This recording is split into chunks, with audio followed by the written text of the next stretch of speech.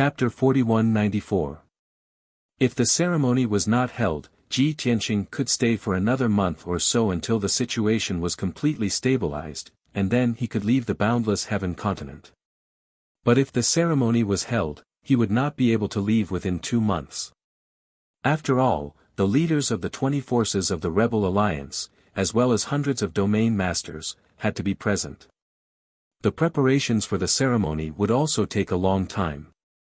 Ji Tianqing estimated that 2 months would be very fast.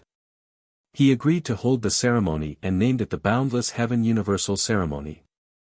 It not only represented the change of ownership of the Boundless Heaven continent and his succession to the position of overlord, but also meant that hundreds of millions of people had regained their freedom and that the whole world would celebrate. The Boundless Heaven Universal Ceremony would still be hosted by the Nangong clan, and all the forces would cooperate. As for Ji Tianqing himself, he would still be a hands-off boss, and only needed to command and make decisions. Nangong Buhua did not feel that it was tiring or busy. Instead, he happily acknowledged the order and went to draft the preliminary regulations. He was well aware that as the vice leader of the anti-rebellious alliance, he had to do everything himself. After all, after the Boundless Heaven Universal Ceremony ended and the situation on the continent stabilized, Ji Tianqing would leave to rescue the other continents. At that time, all the affairs of the Boundless Heaven continent would be managed and handled by him. If he could not even handle such a small matter, he would find it troublesome and busy. Then how could Ji Tianqing rest assured that he would be in charge of the entire Boundless Heaven continent? He had to show enough ability to be qualified for the position of deputy chief, so that Ji Tianqing would be assured and the other 19 forces would be convinced. Nangong Buhua was very efficient. After just half a day, he brought the newly drafted regulations to Ji Tianqing for a look. The two discussed in the study for 2 hours, and Ji Tianqing made some changes and additions to the regulations he had drafted. Some of the matters that Nangong Buhua did not consider thoroughly were further improved by Ji Tianqing. In this way, the two finalized the specific rules of Haotian's ecumenical ceremony, and Nangong Buhua began to carry out his task. He first used the name of Ji Tianqing to send a message to the 19 forces under the rebel alliance and over 100 domain masters to inform them of the time of the ceremony. Then, he mobilized more than 1,000 people of the Nangong clan and rushed to the 9 Imperial Grotto Heaven to carry out the mission. He was going to lead 2,000 disciples to set up the venue of the ceremony in advance and do the preparatory work. The venue was near the entrance of the 9 Guards Cave Heaven, but it was not between the mountains and the earth, but above the vast sea of clouds. When the time came, the huge venue would not only have to accommodate the disciples of the 20 forces, but also nearly 100 region masters and their entourage. It would also have to accommodate millions of commoners. The venue above the sea of clouds had a radius of at least 1,000 miles. It was completely formed by cloud platforms and supported by a great formation. If he wanted to make the venue appear sacred and dignified, he would have to spend a lot of time and effort to set up many complicated formations and decorate it with many materials. It would take at least a month for the 2,000 disciples of the Nangong clan to do all these complicated and trivial things. In addition, the 9 Imperial Grotto Heaven also needed a large number of guards, both to guard the 9 Imperial Grotto Heaven and to show the prestige of the Kenshin. The requirements for the guards were higher. They had to be at least an upper-level divine lord. The captain of the guards and the governor had to be at least a divine king. Most importantly, they had to recruit at least 5,000 guards to not look shabby. Even the 20 forces under the command of the anti-rebels alliance would not be able to gather so many elite guards in such a short time. This was a difficult task. Fortunately, Nangong Buhua requested Ji Tianqing to announce to the world that they could openly recruit guards and form an army. Ji Tianqing, of course, nodded in agreement. He did not have to do the selection and assessment of the guards. He would leave it to Nangong Buhua. Nangong Buhua felt a little pressured, but he still accepted the task and promised to complete it on time. He had thought that it would be difficult to complete this task. But he did not expect that 2 days after Kenshin's decree, many divine lords and divine kings would come to the 9 imperial grotto heaven to participate in the assessment. After asking around, Nangong Buhua found out that the divine lords and divine kings from all over the world had already arrived near the 9 imperial grotto heaven. They had already thought of this half a month ago, so they had made preparations in advance. Nangong Buhua was relieved. He felt gratified and secretly relieved. The so-called assessment was very simple. There was no need to compete in an arena. It was mainly to test the divine lords and divine kings' strength, divine powers, and dharma spells to find out their background, and conduct. Those who met the requirements would be selected based on merit, and those who did not would be eliminated. The divine lords and divine kings who were selected would have to swear a heavenly Tao oath that Ji Tianqing had specially made to pass the assessment. The heavenly Tao oath was very strict and solemn, but it was not excessive. The purpose of the oath was, of course, to ensure the loyalty of the guards and to restrain their conduct. The heavenly Tao oath that Ji Tianqing had made was widely known in the boundless heaven continent, and everyone knew about it. Therefore, the divine lords and divine kings who came to participate in the assessment were already mentally prepared. If they wanted to be loyal to Kenshin and become guards of the 9 imperial grotto heaven, they had to swear loyalty. This was understandable. Therefore, the assessment went very smoothly. In just 10 days, more than 1,000 immortal emperors and more than 30 immortal kings passed Nangong Buhua's test and became guards of the 9 defense grotto heaven. This greatly reduced the pressure on Nangong Buhua, and he was confident that he could complete the task ahead of time. The 1,000 guards who passed the assessment thought that it would be very difficult, but they did not expect to achieve their wish so smoothly. They were also very glad that they were quick-witted. In the following days, many masters and experts from all over the world came to the 9 imperial grotto heaven to sign up for the assessment. After 1.5 months, more than 6,000 people passed the assessment and became guards of the 9 imperial grotto heaven. Among them, 6 high-level divine kings were commanders, 60 middle-level and low-level divine kings were guard captains, and the ordinary guards were all high-level divine lords. Therefore, the guard corps of the 9 imperial grotto heaven was officially established. Zhan Wushuang of the War God clan and Lan Ji of the Lan clan were respectively the Grand Governor and Vice Governor of the Guard Corps. Zhan Wushuang was the younger brother of the Aries clan leader, and also the 4th elder of the Aries clan. In the past year of war, his performance was very outstanding, and Ji Tianqing appreciated his efficiency and ability in carrying out the task. Lan Ji and Zhan Wushuang had similar backgrounds, and they were both elders of the Lan clan. They were both brave and loyal, and their ability was outstanding. Ji Tianqing appointed them to lead the Guard Corps because he trusted the Aries clan and the Lan clan. When the Guard Corps was established, the clan leaders, and elders of the 19 forces also arrived. Nearly 100 territorial masters also arrived at the 9 imperial grotto heaven one after another. With more manpower, the layout and preparation of the venue were quickly completed. 8 days before the ceremony began, everything was ready. Chapter 4195. The preparations for Haotian's universal ceremony were completed. The 6,000 guards of the newly built Guard Corps were also training day and night to achieve a higher level of cooperation and tacit understanding in the shortest time possible. There were also various trivial matters that were being further handled and resolved. Ji Tianqing did not need to worry about any of this. Nangong Buhua, the deputy alliance leader, would command the various forces and territorial masters to work together to resolve it. In addition, the news of the 9 imperial grotto heaven's universal ceremony had spread throughout the boundless heaven continent a month ago. Billions of people were excited when they heard the news. They cheered, celebrated, and discussed animatedly. Those who were closer to the 9 imperial grotto heaven all set off to attend the ceremony in person. Those who were too far away from the 9 imperial grotto heaven could not attend the ceremony, so they went to various empires and cities to worship the statues of Kenshin. Many divine kingdoms were also planning and preparing to hold a grand celebration and worship ceremony on the day of Haotian's universal ceremony to express their respect and wishes for Kenshin. Haotian's universal grand ceremony had become the grandest ceremony in the Haotian continent in the past 1,200 years, causing all the people to rejoice. The 2-month deadline was up. Ji Tianqing ended his closed-door training the day before Haotian's universal ceremony.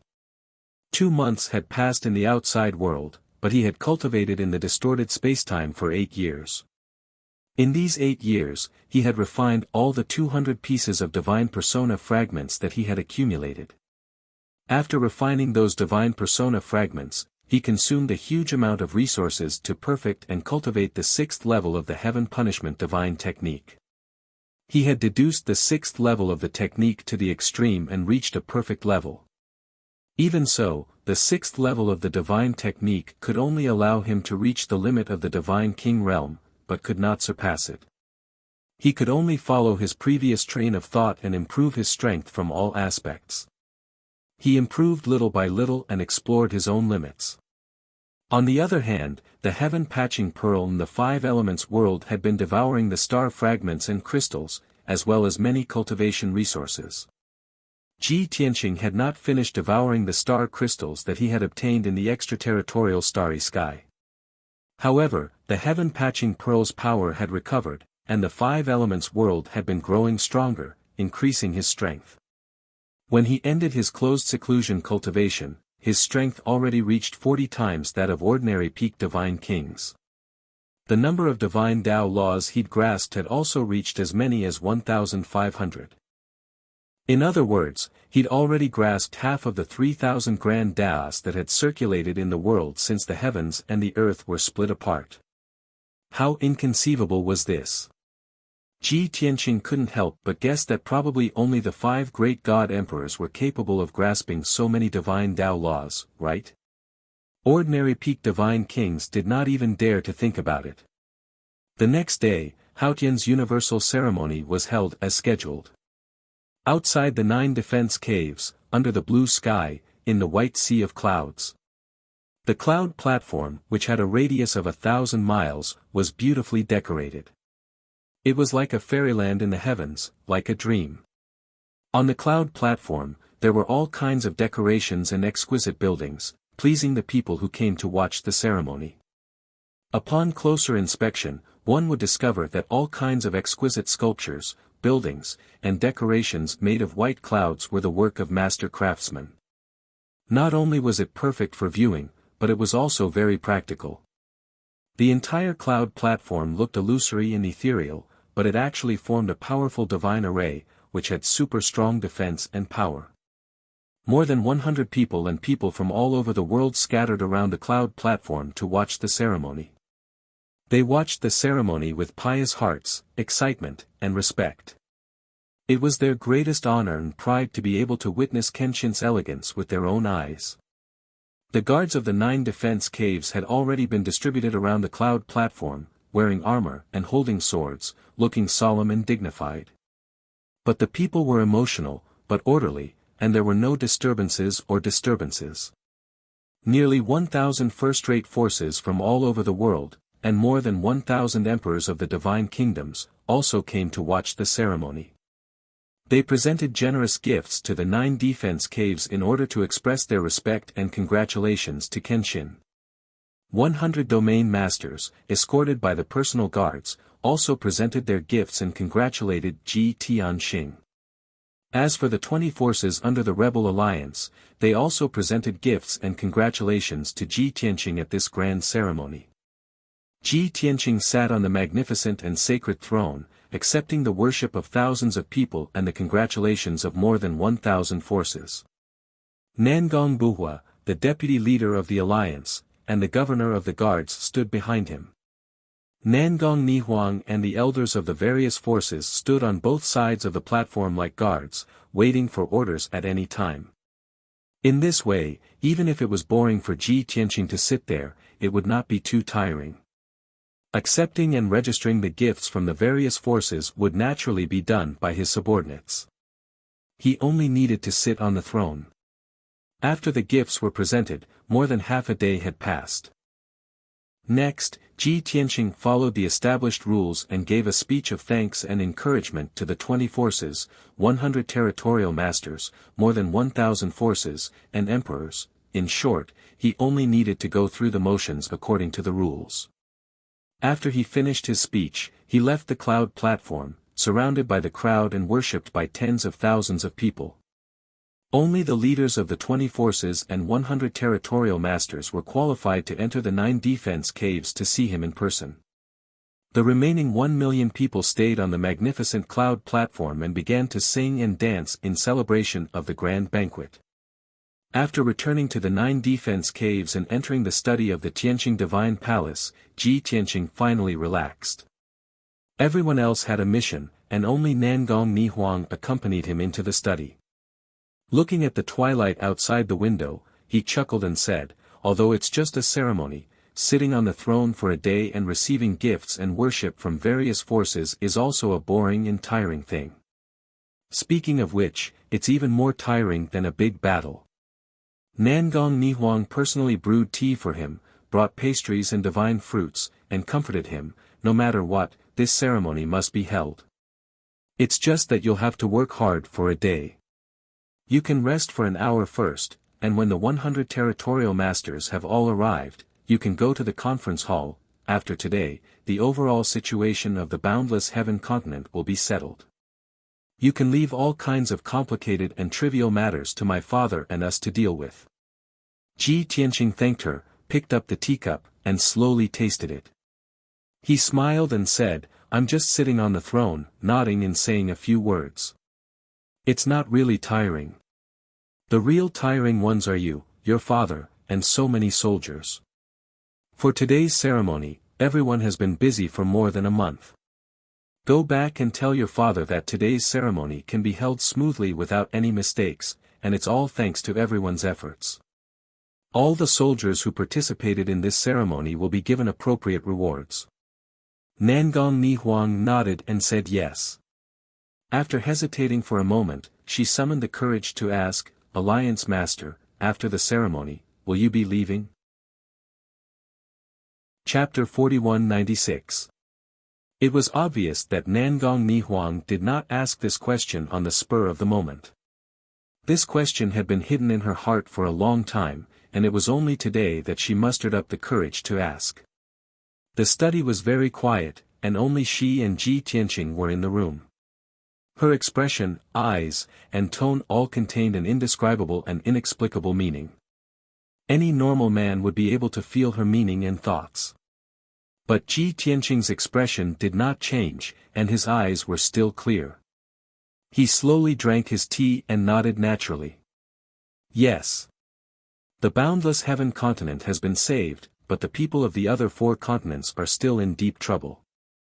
And the news has already spread, and the people of those continents are all eagerly waiting. The powerhouses and domain masters guarding those continents will definitely make corresponding preparations and reactions. The longer I delay, the more prepared they will be, and things will be more troublesome in the future." Seeing Ji Tianqing's calm expression and serious tone analyzing the situation, Nangong Ni Huang sighed silently in her heart. He was obviously worried and concerned about these things at all times. It was not that Ji Tianqing did not understand the situation, or that there was anything wrong with him. On the contrary, the more serious he was and the more he cared about the people of the world, the more Nangong Ni Huang admired him. But this also proved that Ji Tianqing did not have any other thoughts about her. In Ji Tianqing's heart, she could not be compared to the general trend of the world and the hundreds of millions of people. This made Nangong Ni Huang a little disappointed, and she also felt a little bitter in her heart. But she would not give up easily, and she had already thought of a response. She mustered up her courage and said, "Alliance Master has the world in mind and is determined to save all the people of the heavenly realm and return freedom to the world. Ni Huang really admires such breadth of mind and courage. The situation of the boundless heaven continent has been settled. With my father, the patriarchs of the various clans, and many domain masters, there should not be any problems. But Alliance Master, if you go to the other continents alone, and the other party is prepared, it will be very difficult for you to start an uprising. Ni Huang is willing to follow Alliance Master to conquer the world. I can serve you by your side, and I am also willing to lead troops into battle, kill the enemy, and share your worries. I hope Alliance Master can fulfill my wish. The meaning of these words was very clear. There was nothing left to do in the boundless heaven continent, so Nangong Ni Huang wanted to follow Ji Tianqing. Regardless of whether it was to serve him or to lead troops into battle, as long as they could follow Ji Tianqing, it would be fine. To put it bluntly, she was willing to hand herself over to Ji Tianqing for him to arrange and dispatch as he pleased. As a dignified, elegant, and somewhat reserved woman, it took a lot of courage for Nangong Ni Huang to say such words. Before this, she had hesitated and struggled for more than a month before making up her mind. At this moment, after she finished speaking, she felt as if a heavy burden had been lifted off her shoulders. She was so nervous that she even forgot to breathe. She held her breath and stared at Ji Tianqing, waiting for Ji Tianqing's reply. However, Ji Tianqing did not look at her expression and reaction. Instead, he got up and walked to the window. With his hands behind his back, he looked out the window with a complicated expression. With his back to Nangong Ni Huang, he said in a calm and slightly low tone, "Miss Nangong, you and I have only known each other for a short time, and we have only met a few times. Why do you trust me so much? So much so that you have to leave your family and friends and travel to other continents?" Hearing him say this, Nangong Ni Huang was about to express her feelings.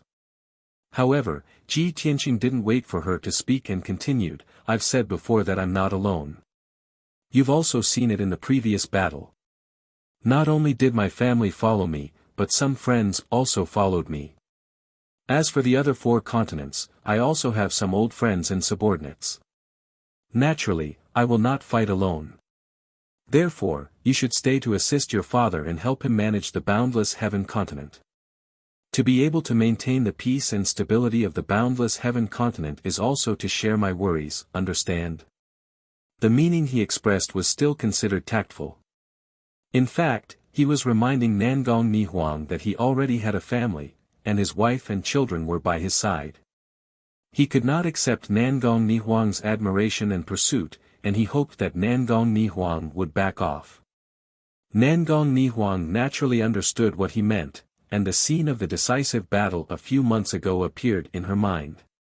At that time, she had paid attention to Yun Yao, Ji Ku, Ji Wuhan, and Ji Wushuang. She knew that they were Ji Tianqing's wife and children. While she was amazed by Yun Yao and Ji Ku's charm, she was also very envious. Of course, the two sides did not have much contact. She admired and envied Yun Yao and Ji Ku, but it was not to the extent that she felt ashamed of her inferiority. After all, she was also a peerless beauty in the boundless heaven continent. After being tactfully rejected by Ji Tianqing, Nangong Ni Huang was a little disappointed and dejected, but she did not show any resentment or dissatisfaction, nor did she dispel the idea of following Ji Tianqing. She revealed a gentle smile and said to Ji Tianqing, "Alliance Master, I know that we have known each other and worked together for too short a time, and we have not experienced trials and hardships yet. Therefore, I know what to do and will not let you be troubled by this. However, you want to conquer the divine realm and eradicate the forces of the 5 god emperors. This is a difficult task. Even if you have family and friends by your side, there is strength in numbers. We all want to contribute to you. In addition to me, Nangong Eo also insists on following you to conquer the world. As far as I know, Zhan Wudi of the War God clan, Lan Kai of the Lan clan, and Yuchi Pu of the Yuchi clan have all publicly expressed that they want to follow you and leave the boundless heaven continent.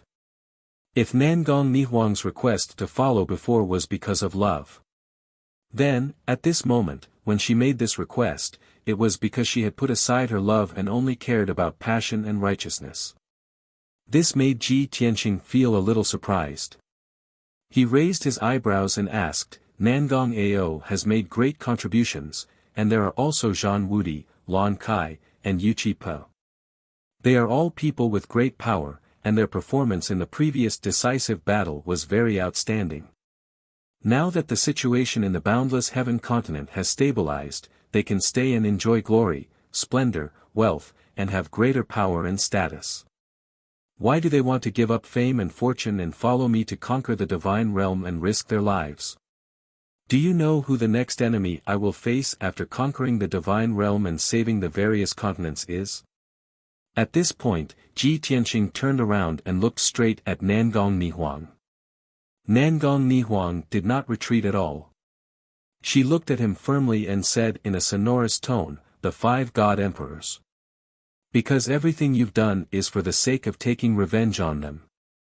Ji Tianqing nodded slightly and asked in a serious tone, "Since you know, then you should understand that with my current strength, I don't have much of a chance of winning against the 5 God Emperors. If we really fight to the death, I will very likely be reduced to ashes and fall again. If you follow me, you can only be buried with me. Are you not afraid of death?" Chapter 4197. This time, Ji Tianqing's words were very direct and not tactful. He wanted Nangong Nihuang to understand how dangerous it was to follow him to battle the God realm and deal with the 5 God Emperors. He knew in his heart that with his reputation and prestige in the God realm, as long as he raised his arm and called for help, there would definitely be a swarm of followers. However, those who could follow by his side could not be ordinary people. They had to be loyal and trustworthy. Therefore, he would not easily agree or accept anyone as his follower. As for Nangong Nihuang, Nangong Ao, Zhan Wudi, Lan Kai, Wuxia, and the others, he still hoped that they would retreat in the face of difficulties. However, Nangong Nihuang had already made up her mind and was determined to follow him. "Alliance Master, we all know what you said, and we have already thought it through. However, we are not afraid of death. To be able to follow the famous Kenshin and fight the 5 most powerful God Emperors in the world, even if we die in the void, we will have no regrets.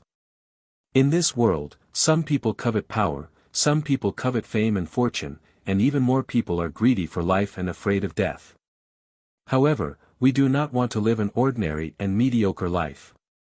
We only want to have a beautiful and brilliant experience so that our lives can bloom with dazzling brilliance.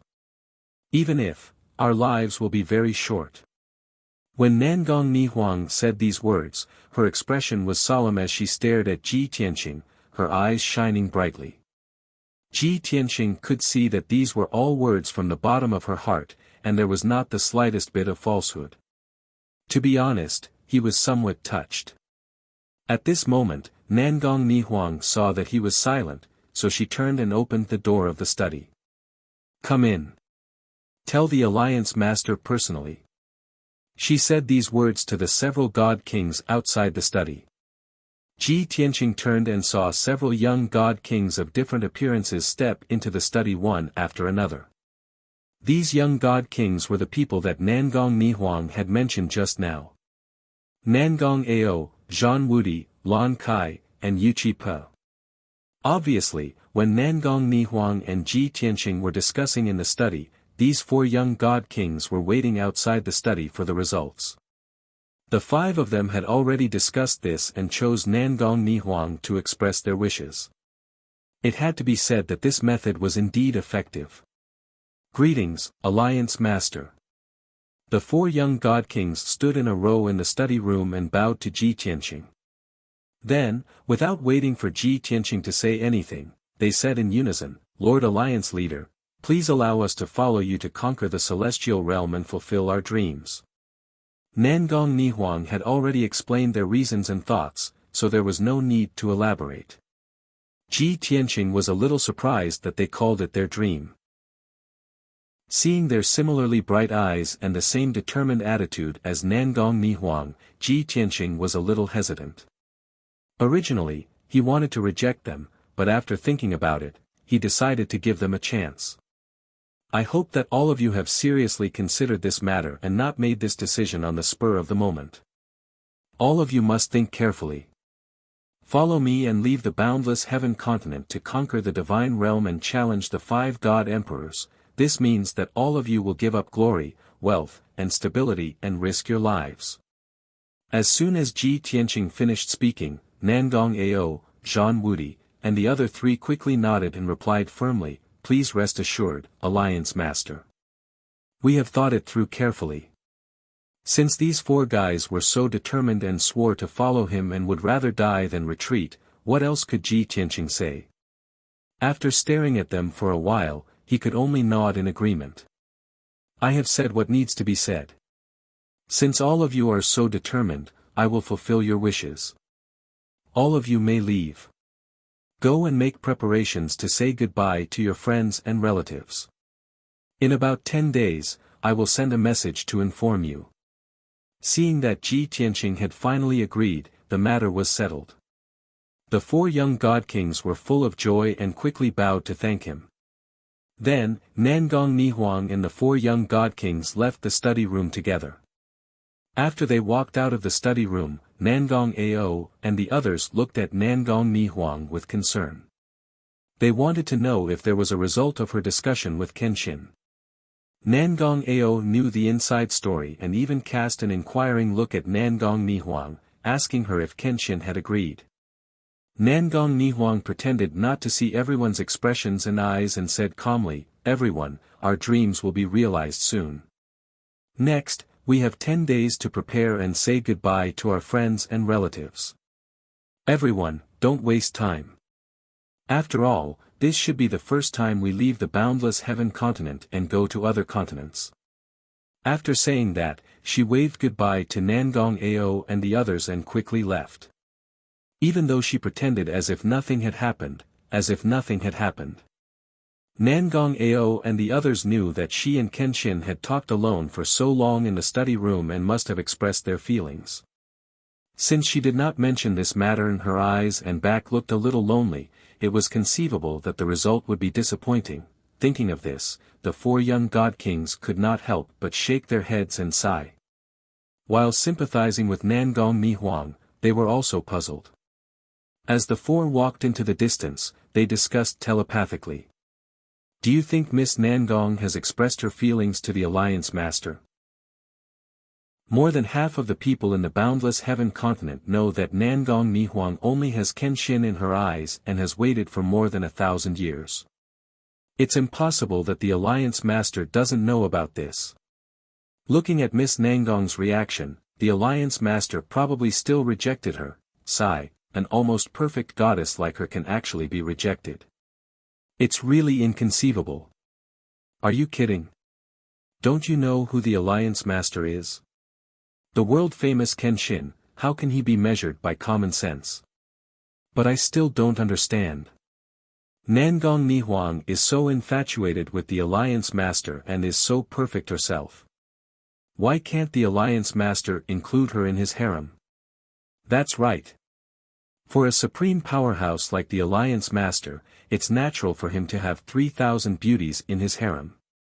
Since Miss Nangong has already taken the initiative, the Alliance Master should have accepted her. After all, one more won't make a difference. The 4 young god kings expressed that they could not understand and walked away while discussing. Ji Tianqing sat alone in the study for a while. When the messenger guard came to report that the 100 domain masters had gathered in the meeting hall, he got up and left the study. Night had already fallen, and the meeting hall of the Divine Palace was brightly lit. When Ji Tianqing stepped into the hall, the 100 domain masters had already arrived and stood in 2 rows in the hall. Ji Tianqing walked to the throne at the head of the table, and all the domain masters bowed in greeting. After greeting each other, Ji Tianqing sat down and began the meeting. Tonight's meeting was mainly to instruct and arrange some tasks for the 100 domain masters, as well as give them some words of encouragement and praise. The purpose was to let the domain masters be loyal to their duties and work wholeheartedly. Chapter 4198. Although it was useless to only rely on words to govern the entire boundless heaven continent.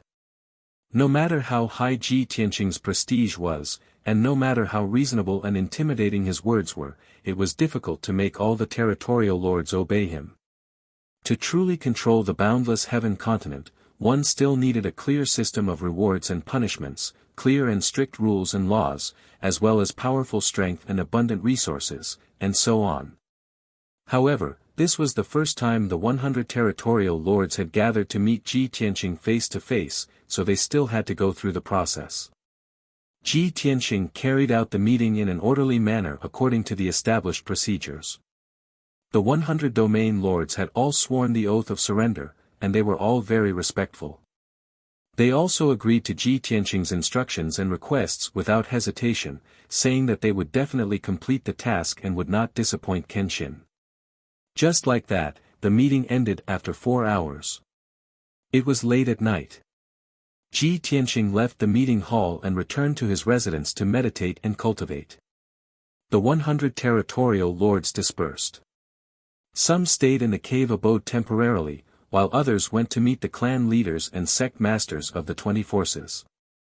This grand ceremony also gave the territorial lords, clan leaders, and sect masters a chance to meet face to face. Even if those territorial lords wanted to curry favor with those clan leaders and sect masters, Ji Tianqing did not care. In his opinion, it would also be helpful to maintain the stability of the boundless heaven continent if the territorial lords, clan leaders, and sect masters became closer to each other. Anyway, these people had all sworn the oath of surrender, so no one dared to do anything out of line. Ji Tianqing was completely at ease. This grand ceremony lasted for 3 days and 3 nights before it ended. On the 4th day, more than 1 million people left one after another. Next, the 100 territorial lords also bade farewell to Ji Tianqing and left the 9 palace grotto heaven with their guards. On the 5th day, more than a dozen leaders of the ancient clans and sects also bade farewell to Ji Tianqing and left. On the 6th day, only the guard army and a few hundred disciples of the Nangong clan were left in the 9 palace grotto heaven. The grand ceremony was over, and more than 1 million people had left.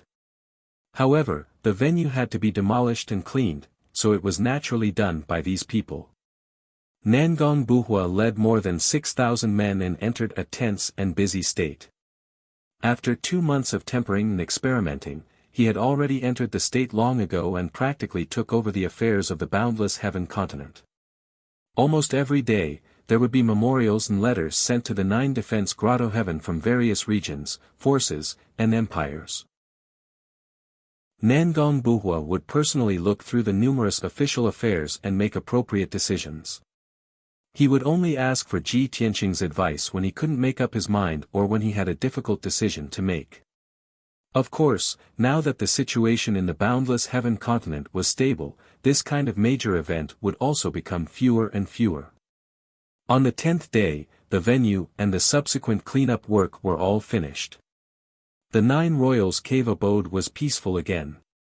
At noon, Ji Tianqing steered the god-slaying battleship and took Nangong Nihuang, Nangong Ao, Zhan Wudi, Lan Kai, Yuchi Pa, and the others out of the 9 imperial grotto heaven. Today was the day of his departure. Nangong Buhua, the captains of the guard corps, and the governors sent him out of the 9 defenses cave heaven and into the vast sky. After the god-slaying battleship disappeared into the horizon, Nangong Buhua brought everyone back to the 9 defense grotto heaven and continued to handle the complicated official affairs. Although the leaders of the 20 ancient clans and sects all knew that Ji Tianqing was leaving today and heading to other continents. Previously, the various forces had also expressed that they were willing to send hundreds of elites to follow Ji Tianqing into battle. After all, they were all under the command of the rebel alliance. If each of them sent hundreds of people, they would have an army of 10,000 people in total. However, Ji Tianqing rejected everyone's suggestion and only brought Nangong Nihuang and the others with him instead of a large group of soldiers. Moreover, apart from Nangong Buhua, no one knew his goal and whereabouts at the moment. The god-slaying battleship had been flying in the sky for 2 hours. Nangong Ao, Zhan Wudi, and the others couldn't help but urge Nangong Nihuang to ask Ji Tianqing where they were heading to. Seeing the 4 young god kings' expectant and curious faces, Nangong Nihuang coldly reprimanded them. If the alliance leader wants us to know where we are going next, he will naturally tell us. Since the alliance leader didn't tell everyone, it means that the goal still needs to be kept a secret. You guys are so anxious to know the alliance leader's goal. Aren't you afraid of leaking the secret and ruining the alliance leader's plans?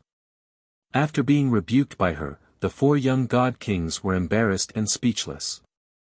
All right. You are still the most thoughtful. We were reckless. You are a girl. You are right. But, Miss Nangong, don't you want to know which continent the alliance leader is going to attack? Nangong Nihuang didn't hesitate and replied expressionlessly, I don't want to. No matter which continent the alliance leader is going to attack, he has his reasons. What we need to do is listen to his arrangements and execute his orders, not speculate about what the alliance leader is going to do. There's no way to continue this conversation.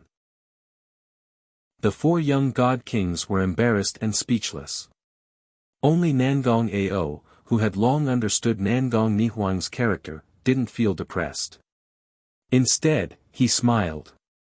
Seeing the other 3 guys being defeated, he was secretly pleased.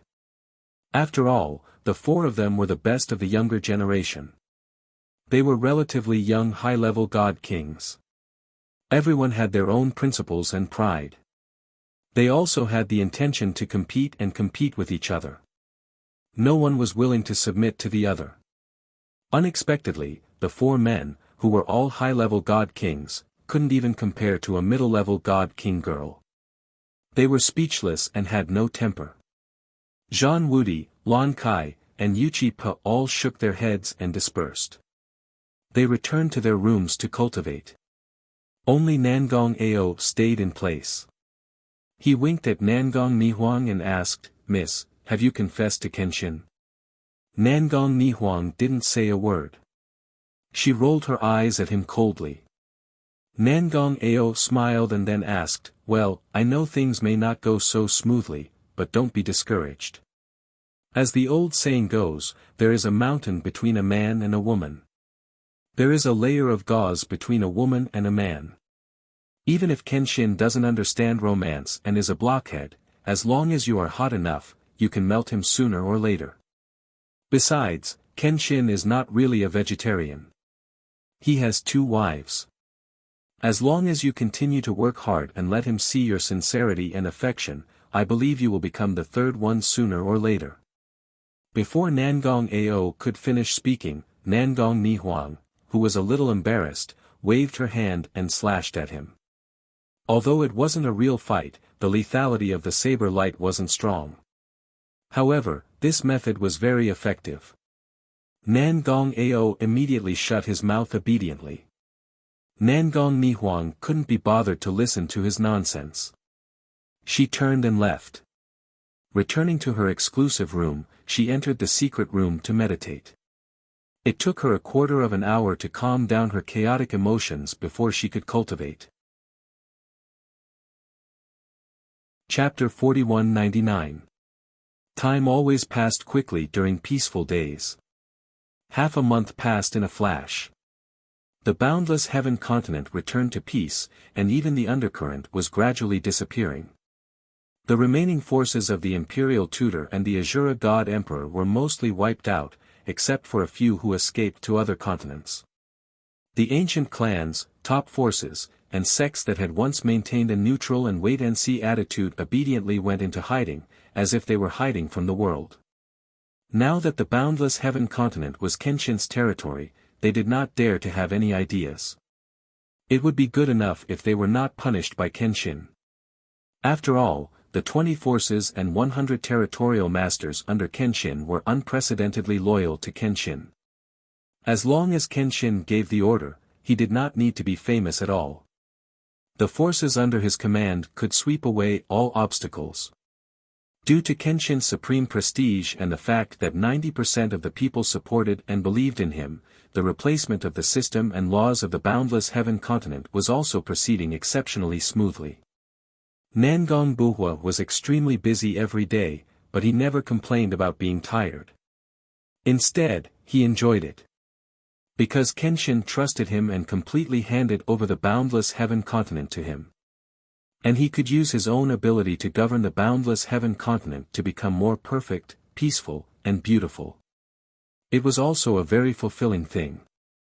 This could not only prove his talent and ability to Kenshin, many ancient clans, and the people of the boundless heaven continent.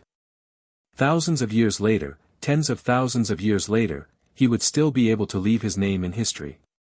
This was the lifelong pursuit and dream of many immortal king experts. At the same time, the god-slaying battleship crossed half of the boundless heaven continent and arrived at the southern border. If they flew another 10,000 miles forward, they would arrive at the vast Xiaolong territorial waters. At this time, Nangong Ao, Zhan Wudi, Lon Kai, and the others who had been cultivating in the room gathered together to discuss quietly. They were discussing the same topic. Which continent would Kenshin attack? We are at the south of the continent, and the Xiaolong territorial waters are in front of us. Now it seems that the leader's target can only be the Reincarnation Island or the boundless heaven continent. That's right. The Qinkuan continent is to our east. If the leader wants to attack the Qinkuan continent, he must pass through the Wuxia territorial waters. The primal chaos continent is the furthest away from us. Not only are there two sea regions between us, there is also the Reincarnation Island between us. Therefore, the Qinkuan continent and the primal chaos continent can be eliminated. Since I have to choose between the Reincarnation Island and the Firmament Land, I will choose the Firmament Land. That's because as long as we keep flying south, we'll be able to reach it in half a month. According to what you said, we can reach the Reincarnation Island in half a month if we head southeast. I think it's more likely that the Alliance Master will choose Reincarnation Island. After all, the territory of the Reincarnation Island is even smaller. With the number of people we have, it won't be too difficult to take over the Reincarnation Island. If we attack the Firmament Continent, I feel that we have too few people. You're worrying for nothing, aren't you? With the prestige of our Alliance Master, as long as we raise our arms and call for action, who would dare to disobey? I'm afraid that as soon as we arrive at the Firmament Continent, as soon as the Alliance Master shows his name, there will be thousands of experts coming to join us. The four young god kings were gathered in a room, arguing endlessly around a jade table. When they were thirsty, they would even brew a cup of tea to drink. At this moment, Nangong Nihuang's voice suddenly came from outside the door. The four of you, don't hide inside and whisper. The Alliance Master has ordered that he has an important task for us. Open the door. Nangong Nihuang's somewhat cold and mature voice made the four young god kings who were whispering immediately restrain their expressions. They immediately resumed their upright and still posture, as if they had done nothing at all. Nangong Ao took the initiative to open the door, and Nangong Nihuang walked in with a few jade slips. As usual, she was swift and decisive. She didn't talk nonsense with them and directly threw the four jade slips on the jade table. Each of you will have a jade slip. Inside it are the 3 super skills that the Alliance Master has imparted to us. They are used to hide one's aura, disguise one's appearance, and investigate. The Alliance Master has asked us to comprehend and master the 3 super skills within 20 days. Because in 20 days, we will use these super skills and secret skills to carry out an important task. The 4 young god kings were stunned for a moment. Then, they revealed expressions of surprise and disbelief. They subconsciously picked up the jade slips and read the super skills recorded inside. Nangong Nihuang crossed her arms in front of her, hugging the huge sin. She looked down at everyone and said with an indifferent expression, "There is no need to doubt. I have carefully examined and studied them. They are all super skills of the king level. Every single one of these secret magics can be considered as the most powerful secret magics of our clans. A simple sentence was enough to prove how exquisite and precious the 3 super skills that Ji Tianqing had imparted to them were. The 4 young god kings were ecstatic as if they had been hit by a heaven-shaking prize. They immediately became emotional, and their excitement overflowed. However, Nangong Ao was the first to react. His surprise and excitement turned into a helpless and self-mocking smile. 3 sets of supreme-grade king-level ultimate skills. He actually wants us to master them in just 20 days. Does the Alliance Master have some misunderstanding about us? He can't be thinking that we have heaven-defying comprehension and aptitude like him, right? The other 3 also reacted, and the joy in their hearts disappeared in an instant, and was replaced by a helpless expression. To be honest, the Alliance Master thinks too highly of us.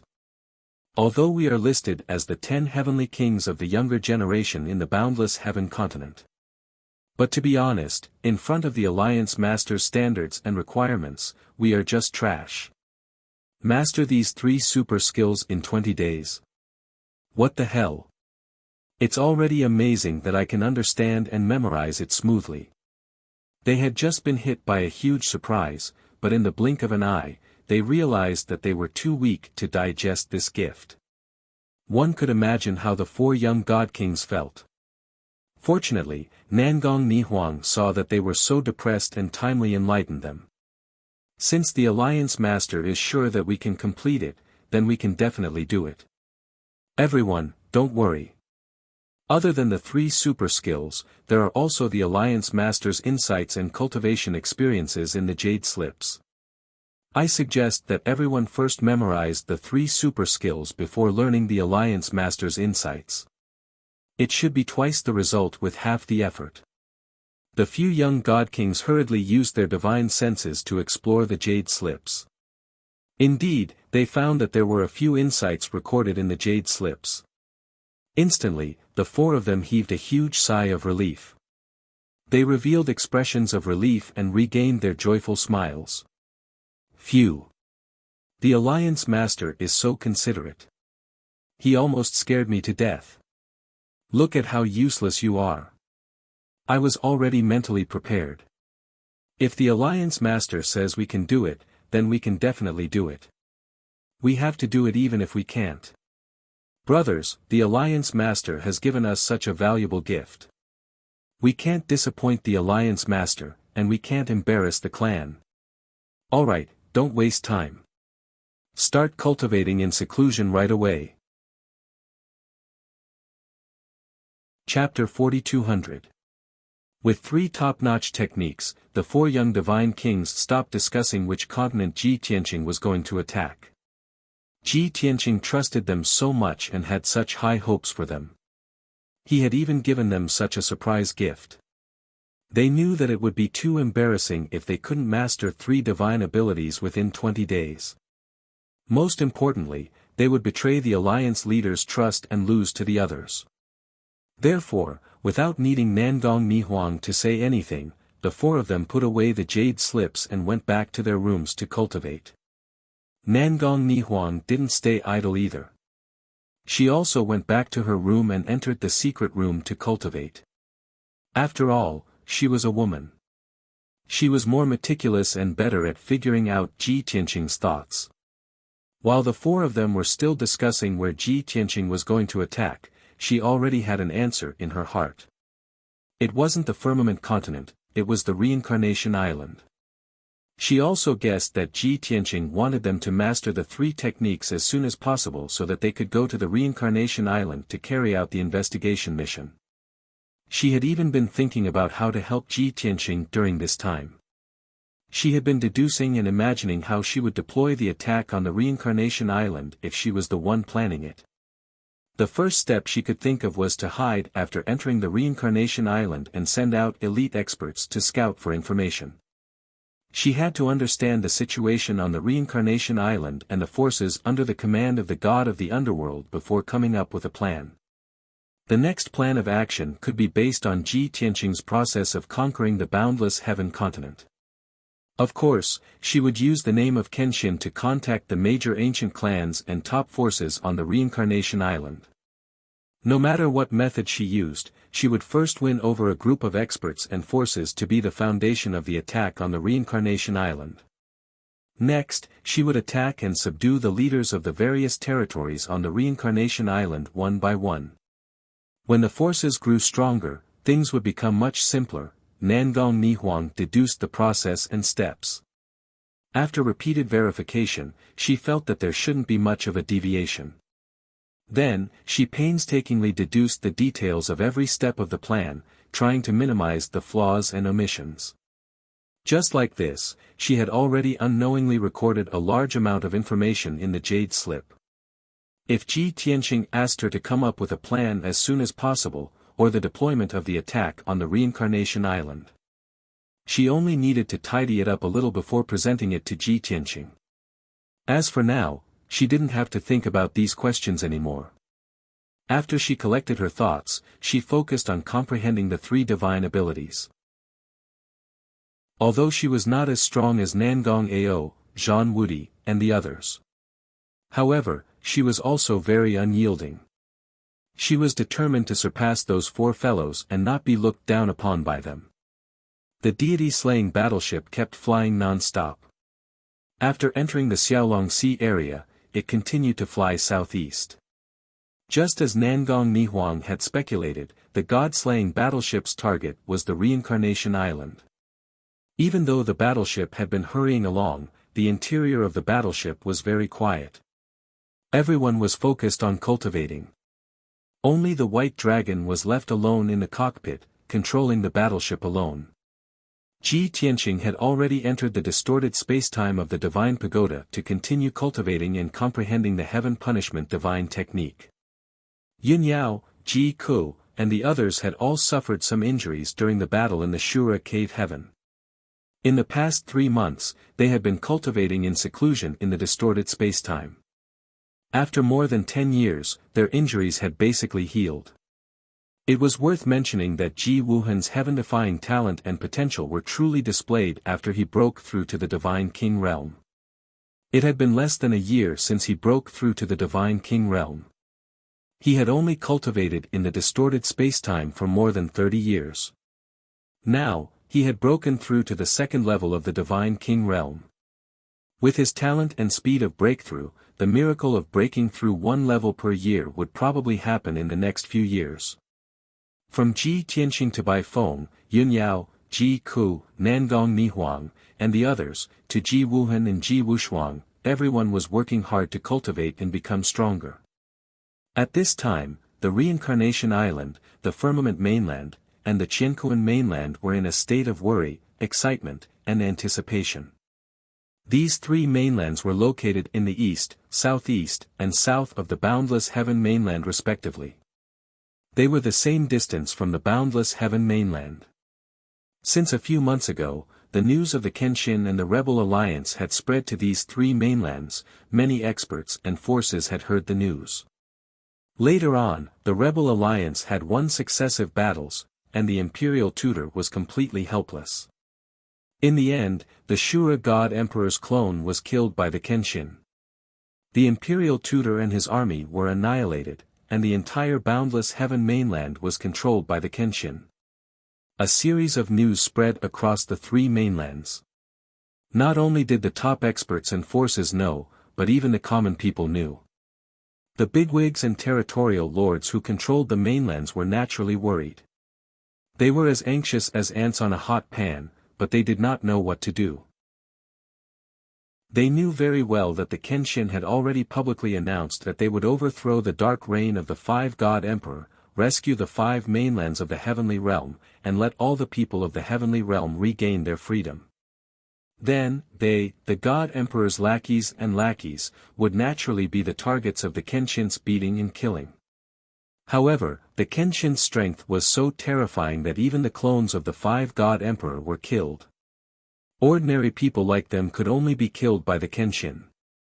After thinking about it, they could not find any way to stop the Kenshin's attack. They could only pray that the Kenshin would attack the other mainlands first and give them a little more time. When the common people of the three mainlands heard this series of news, they were wild with excitement and rushed to spread the news. Their hearts were filled with excitement and anticipation. They naturally hated the dark reign of the five-god emperor, but because of their low status and strength, they could only swallow their anger. Now, Kenshin raised his arms and shouted loudly. Heroes gathered and successfully occupied the boundless heaven continent, ending the dark reign of the Azura god emperor. This allowed all the common people to see the hope of escaping the sea of suffering and embracing freedom. Every day, they hoped that the Kenshin would arrive on their mainlands as soon as possible, overthrow the god emperor's rule, and return their freedom. In this way, the common people of the three mainlands were already praising Kenshin's prowess and praying that he would appear as soon as possible, even before he started attacking the next mainland. If it were any other expert, they might not have such an effect. At the very least, they would not be able to win the respect and worship of hundreds of millions of people of the heavenly realm. It could not be helped. Kenshin's prowess was too great. It could be said that he was a household name in the heavenly realm. Kenshin's noble character was also respected and admired by hundreds of millions of people. The common people of the three mainlands had already regarded him as the savior of the world, the saint who stood on behalf of the Tianqing. On the other side, in the center of the Reincarnation Island, in the sacred and dignified Yuta city, Commander Styx and Marshal Blood Prison had already gathered the 6 great divine generals and the 18 region lords to discuss countermeasures. In addition, the 9 ancient clans on the Reincarnation Island had also received an invitation from Commander Styx to participate in the discussion on how to deal with the Kenshin's attack. However, only 3 ancient clans were willing to head to Yudu. The other 6 were vague and made excuses. Chapter 4201. The 3 ancient clans that were ordered to rush to Yudu to discuss how to fight against the Kenshin had long pledged allegiance to the god of the underworld. Even if the god of the underworld's true body wasn't on Reincarnation Island, they still had to obey the orders of Commander Mingi and Marshal Blood Prison. The meeting hall of Yudu Divine Palace was brightly lit, and the atmosphere was solemn. Commander Mingi, Marshal Blood Prison, 6 great generals, 18 region masters, and the strong practitioners of the 3 ancient clans were gathered in the hall. The dozens of Divine King's strong practitioners in the hall were the most powerful and authoritative rulers of Reincarnation Island. They could mobilize 80% of the strong practitioners and military forces of Reincarnation Island. Logically speaking, with so many strong practitioners united and gathered together to discuss several countermeasures and plans, they should be confident in defending against the Kenshin's attack. However, after an entire day of discussion, they still couldn't decide which plan to execute. No one had the confidence to defend against the Kenshin's possible attack. The only thing that everyone was sure of was that among the Firmament Continent, the Qiankuan Continent, and the Reincarnation Island, Sword God was most likely to attack the Reincarnation Island. The first reason was that Reincarnation Island had the smallest territory and the weakest power among the 3 continents, making it the easiest to attack. The second reason was that Reincarnation Island was located in the center of the God world. The other 4 continents were located in the northwest, northeast, southeast, and southwest directions of Reincarnation Island. The distance from Reincarnation Island to any of the continents wasn't too far. In other words, Reincarnation Island was the core of the God world, the most important continent. As long as he occupied the Reincarnation Island, the Sword God would be able to attack any continent he wished. He would be able to advance or retreat as he wished. Therefore, Commander Mingi and Marshal Blood Prison were very sure that Kenshin would attack Reincarnation Island first. However, the problem was that Kenshin hadn't shown up yet, and there was no news about it. No one knew when Kenshin would attack, or what method or scheme they would use to attack. Therefore, it was difficult for them to take specific precautions. Commander Mingi and Marshal Blood Prison could only make some arrangements to strengthen the defense of Yudu and keep the 18 regions on alert. Originally, the Blood Hell Marshal wanted the 18 domain lords to stay in their respective regions and lead the soldiers to be on guard and strengthen their defenses. However, Commander Mingi suggested that when Kenshin attacked the boundless heaven continent, they would attack the regions one by one and force the region masters to surrender. This method made the imperial tutor helpless. If they didn't learn their lesson, Kenshin would definitely repeat the same trick and conquer the 18 regions. Therefore, Commander Mingi requested the 18 region masters to stay in Yudu and control their own regions would be controlled remotely. Only a small portion of their opinions to stay would to do so to twos. Those who agreed to stay in Yudu were to their territories were to stay in the region to stay. To be agreed to stay twos to be to stay to give to their territories and to be controlled to be to stay. Of them was to be woods to be safe to be to stay. However, their own territories were to be given to the Kenshin. Without them, the soldiers under their command wouldn't be able to defend against the Kenshin's attack. Commander Mingi refuted them on the spot. Even if they stayed to guard their own territories, they wouldn't be able to defend against the Kenshin's attack. Many of the region masters were choked to the point that they couldn't refute, and their expressions turned ugly. Although they didn't say anything, they were still unconvinced and muttered to themselves, even if we stay in Yudu, can we really fight against the Kenshin? Even if all of us work together, I'm afraid we won't be able to defeat the Kenshin, right? Seeing that the region masters were speechless, Marshal Blood Prison couldn't say anything more. He could only follow Commander Mingi's suggestion and let the 18 region masters stay in Yudu. However, each region master could transfer a portion of their loyal soldiers to Yudu to set up defenses. This way, these region masters would have soldiers under their command. Only then would they feel safe and be willing to compromise. Commander Mingi agreed to this suggestion, but he also raised a condition. That was to bring the families of each region master to Yudu. In name, it was to protect the families of the region masters. After all, Yudu city was safer. However, in reality, this was also a disguised form of coercion to force the region masters to listen to orders. In the end, Commander Mingi decided on a countermeasure in a domineering manner and ended the meeting. After the meeting ended, everyone started to move. They had to take advantage of the time before the Kenshin arrived at Reincarnation Island to complete the corresponding deployment and defense. 20 days passed in a flash. That evening, the god-slaying battleship silently landed on Reincarnation Island without attracting anyone's attention. At this time, Ji Tianxing had been cultivating in seclusion in the distorted spacetime for close to 3 years. His abilities had improved greatly again. Nangong Nihuang, Nangong Ao, Yuchipa, Lan Kai, Zhan Wudi, and the others also ended their seclusion. These 5 young divine kings all completed the tasks that Ji Tianxing had given them within the time limit. They used 18 to 20 days to master the 3 divine arts that Ji Tianxing had given them. Nangong Ao and Lan Kai, who were the most talented, only used 18 days to master them. Yuchipa and Nangong Nihuang used 19 days, while Zhan Wudi used exactly 20 days. When the 5 young divine kings walked out of the secret chamber and met in the meeting hall, Ji Tianxing also appeared. When he saw that the 5 young divine kings had completed their tasks, he smiled with relief. In fact, this was also a test that he had given them to test their talents and aptitudes. The results were gratifying. The 5 young divine kings were all outstanding, 1 in a million geniuses. After the 2 sides greeted each other, Ji Tianxing said to everyone, "Very good. I am very pleased that all of you have mastered the 3 divine arts within the time limit. It just so happens that we have landed on Reincarnation Island today. Immediately, you will be able to use the newly mastered divine arts to complete a very important task.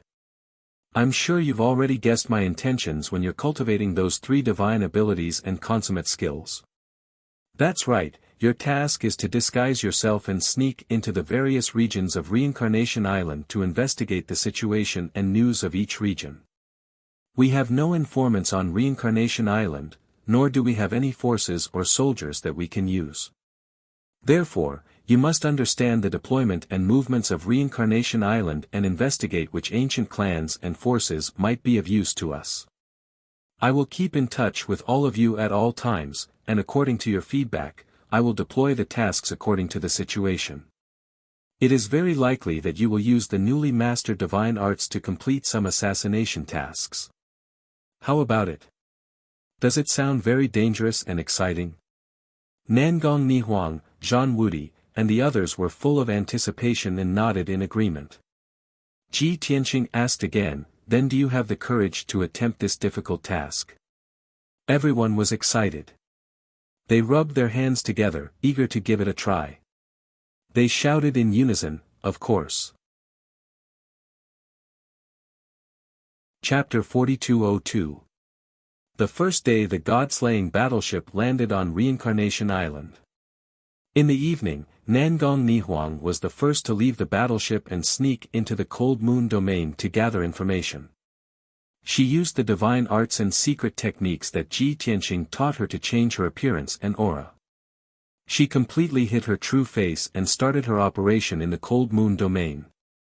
Her target was the Cold Moon domain and another region next to it. She needed to investigate the situation within 10 days. Among the 5 young god kings, she was the weakest as she was a mid-level god king. Therefore, Ji Tianqing took good care of her. Before she left, he gave her a king-level high-grade life-saving divine weapon. The god-slaying battleship continued forward. In the evening of the second day, Nangong Ao left the battleship in the Heavenly Jewel region.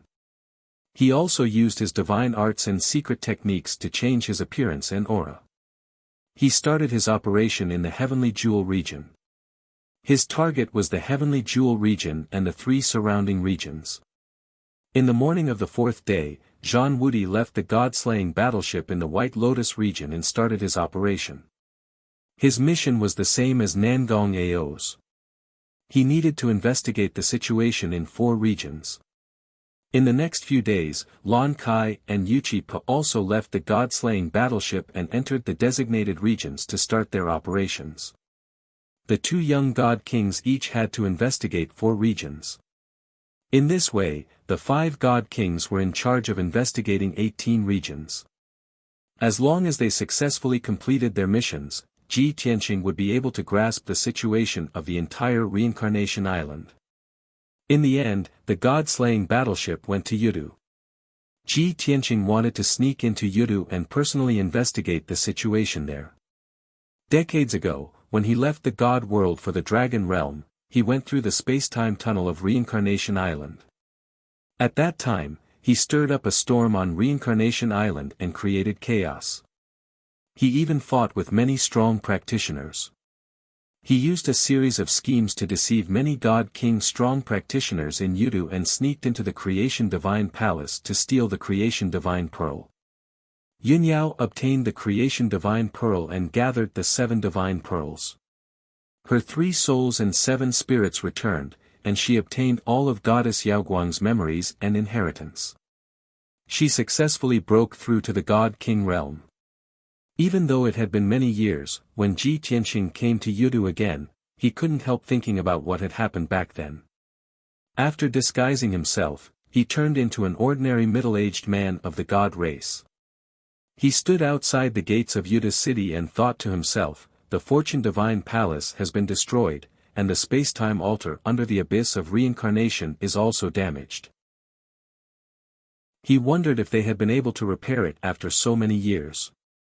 With Commander Styx and Marshal Blood Prison's intelligence, they must have guessed that I would come to attack Reincarnation Island. I wonder how they would react. I'm afraid they don't have any good countermeasures and can only gather all the region masters and strong practitioners to hide in Yudu City and wait for me to appear. Yudu City in the evening was very quiet, and the atmosphere was even a little heavy. There were 4 gates in the north, south, east, and west, but only the south gate was open. The other 3 gates were closed. Moreover, there was only a narrow passageway at the south city gate, which was only wide enough for 1 horse carriage to pass through. Inside and outside the city gates, there were also 200 elite guards standing guard.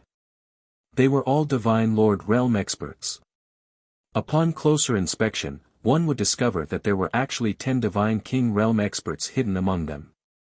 Through this point, Ji Tianqing could conclude that Yuda's city was definitely heavily guarded and jittery at the slightest sound. It was probably because the commoners in the city had also felt the unusual aura of danger, so they didn't enter or leave the city. Occasionally, 1 or 2 commoners would leave the city, but they would also undergo strict interrogation and inspection. Ji Tianqing observed for a moment more and discovered that the defensive formation of Yuda's city had also been activated. There were also 2 small-scale god formations at the city gates that were in an operating state. In this way, if there was any abnormality at the city gates, they could immediately seal it off with the formation. Luckily, when Ji Tianqing landed outside the city gates, he had already changed his appearance and concealed his aura. He even entered a state of invisibility. Even though he stood at the gates for 100 breaths of time, no one discovered him. After roughly understanding the situation in Yudu, he walked towards the city gates. The guards and Divine King Realm experts guarding the city gates all stood on the spot with stern expressions. Without seeing anyone enter or leave the city gates, they naturally wouldn't move around casually. As a result, when Ji Tianqing walked past them, the distance between them was less than 6 feet. Yet, he wasn't discovered. The 2 king-level high-grade god formations at the city gates also couldn't detect Ji Tianqing's presence and didn't send out any alarms. In this way, Ji Tianqing easily entered Yudu's city. Under the setting sun, Yudu's city still looked the same as before. The city was majestic and vast. The streets in the city were straight and wide, crisscrossing and dividing the huge city into countless regions. In every square region, there were rows upon rows of palaces and residences, giving off a dignified and imposing aura. However, at this moment, Yudu's city was completely silent. It was no longer as bustling as before. There were no pedestrians on the streets. There were only scattered yellow leaves, making it look very desolate. The shops on the streets were all tightly shut, and no sound could be heard. The entire Yudu city seemed very quiet, as if it was an empty city. However, that wasn't the case. After Ji Tianqing used his consciousness to investigate, he discovered that in every palace and residence, there were hundreds or even thousands of commoners. However, those commoners were all hiding in underground palaces or secret chambers. They were either meditating quietly or cultivating in seclusion. It was obvious that the commoners knew what was about to happen. However, they didn't escape Yudu. Instead, they stayed and hid, waiting for the arrival of danger. After all, in the entire Reincarnation Island, Yudu was the safest. It didn't take long for night to fall. Ji Tianqing, who was in an invisible state, walked around Yudu's city casually, carefully investigating the situation in the city. For an entire night, he completely investigated Yudu's city, which had a radius of 1,000 miles. He was very clear about the layout of the buildings in the city, the distribution of the 100,000 soldiers, and the grades and numbers of the various formations. There were no secrets in the entire Yudu city in front of him. He studied it thoroughly. The facts proved that Yudu city was indeed in a state of extreme alert. Its defense was more than 5 times stronger than usual. Not only were there 100,000 elite soldiers gathered in the city, but there were also 100,000 city guards and more than 5,000 Divine Lord Realm experts. As for Divine King Realm experts, there were more than 200 of them, and most of them were gathered in the Divine Palace in the center of the city. The Reincarnation Divine Palace was the core of Yudu city and also the sacred ground of Reincarnation Island. The palace complex with a radius of 50 miles was the residence of Commander Mingi and Marshal Blood Prison, and its defense was the tightest. A total of 50,000 elite soldiers and 3,000 Divine Lord Realm experts guarded the Reincarnation Divine Palace day and night. In order not to alert the enemy, Ji Tianqing didn't rashly release his consciousness to investigate the situation in the Reincarnation Divine Palace. He was preparing to sneak into the Reincarnation Divine Palace to personally investigate and set up defenses. At this moment, Nangong Nihuang sent him a message to report the results of her investigation.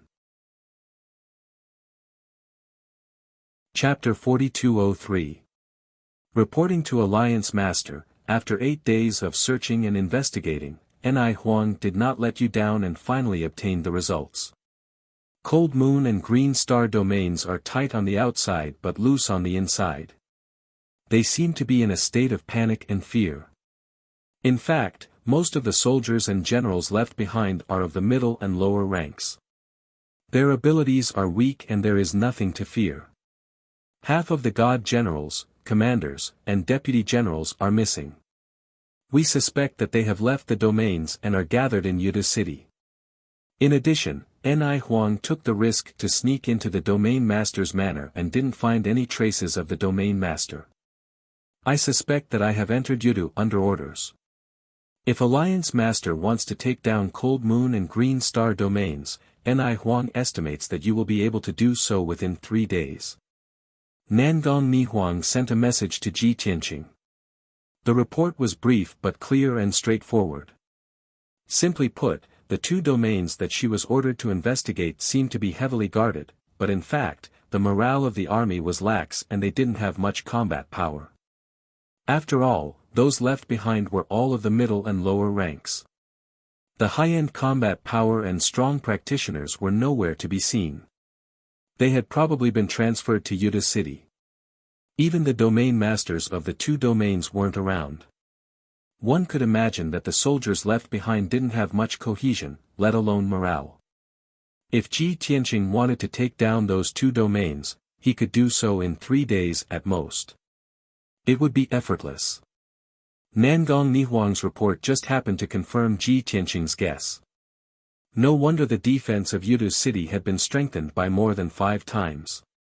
Other than the 100,000 city guards, there were also 100,000 elite soldiers and 5,000 Divine Lord realm experts. It turned out that those were all forces transferred from various domains. From the looks of it, it's just as I guessed. Commander Mingyi and Marshal Blood Prison know that I will break through the various domains one by one before finally besieging Yuda City. In order to prevent the various domains from falling one after another, they mobilize the domain masters and elite experts of the various domains to Yuda City. By doing so, they can increase their chances of winning. At the very least, they can defend Yuda City for a few more days. However, those 18 domains have given up in disguise. Ha ha ha. Commander Mingyi and Marshal Blood Prison made this decision for the sake of the overall situation. I wonder what those domain masters think. These thoughts flashed through Ji Tianqing's mind, and he couldn't help but sneer. Then, he sent a message to Nangong Nihuang, telling her to continue hiding in the realm of Cold Moon and be on standby. Since Ji Tianqing was 80% sure that the 18 region lords and their elites were all gathered in Yuda City and in the Reincarnation Divine Palace, Ji Tianqing didn't care. In that case, there was no need for him to enter the Samsara Divine Palace alone to investigate the situation.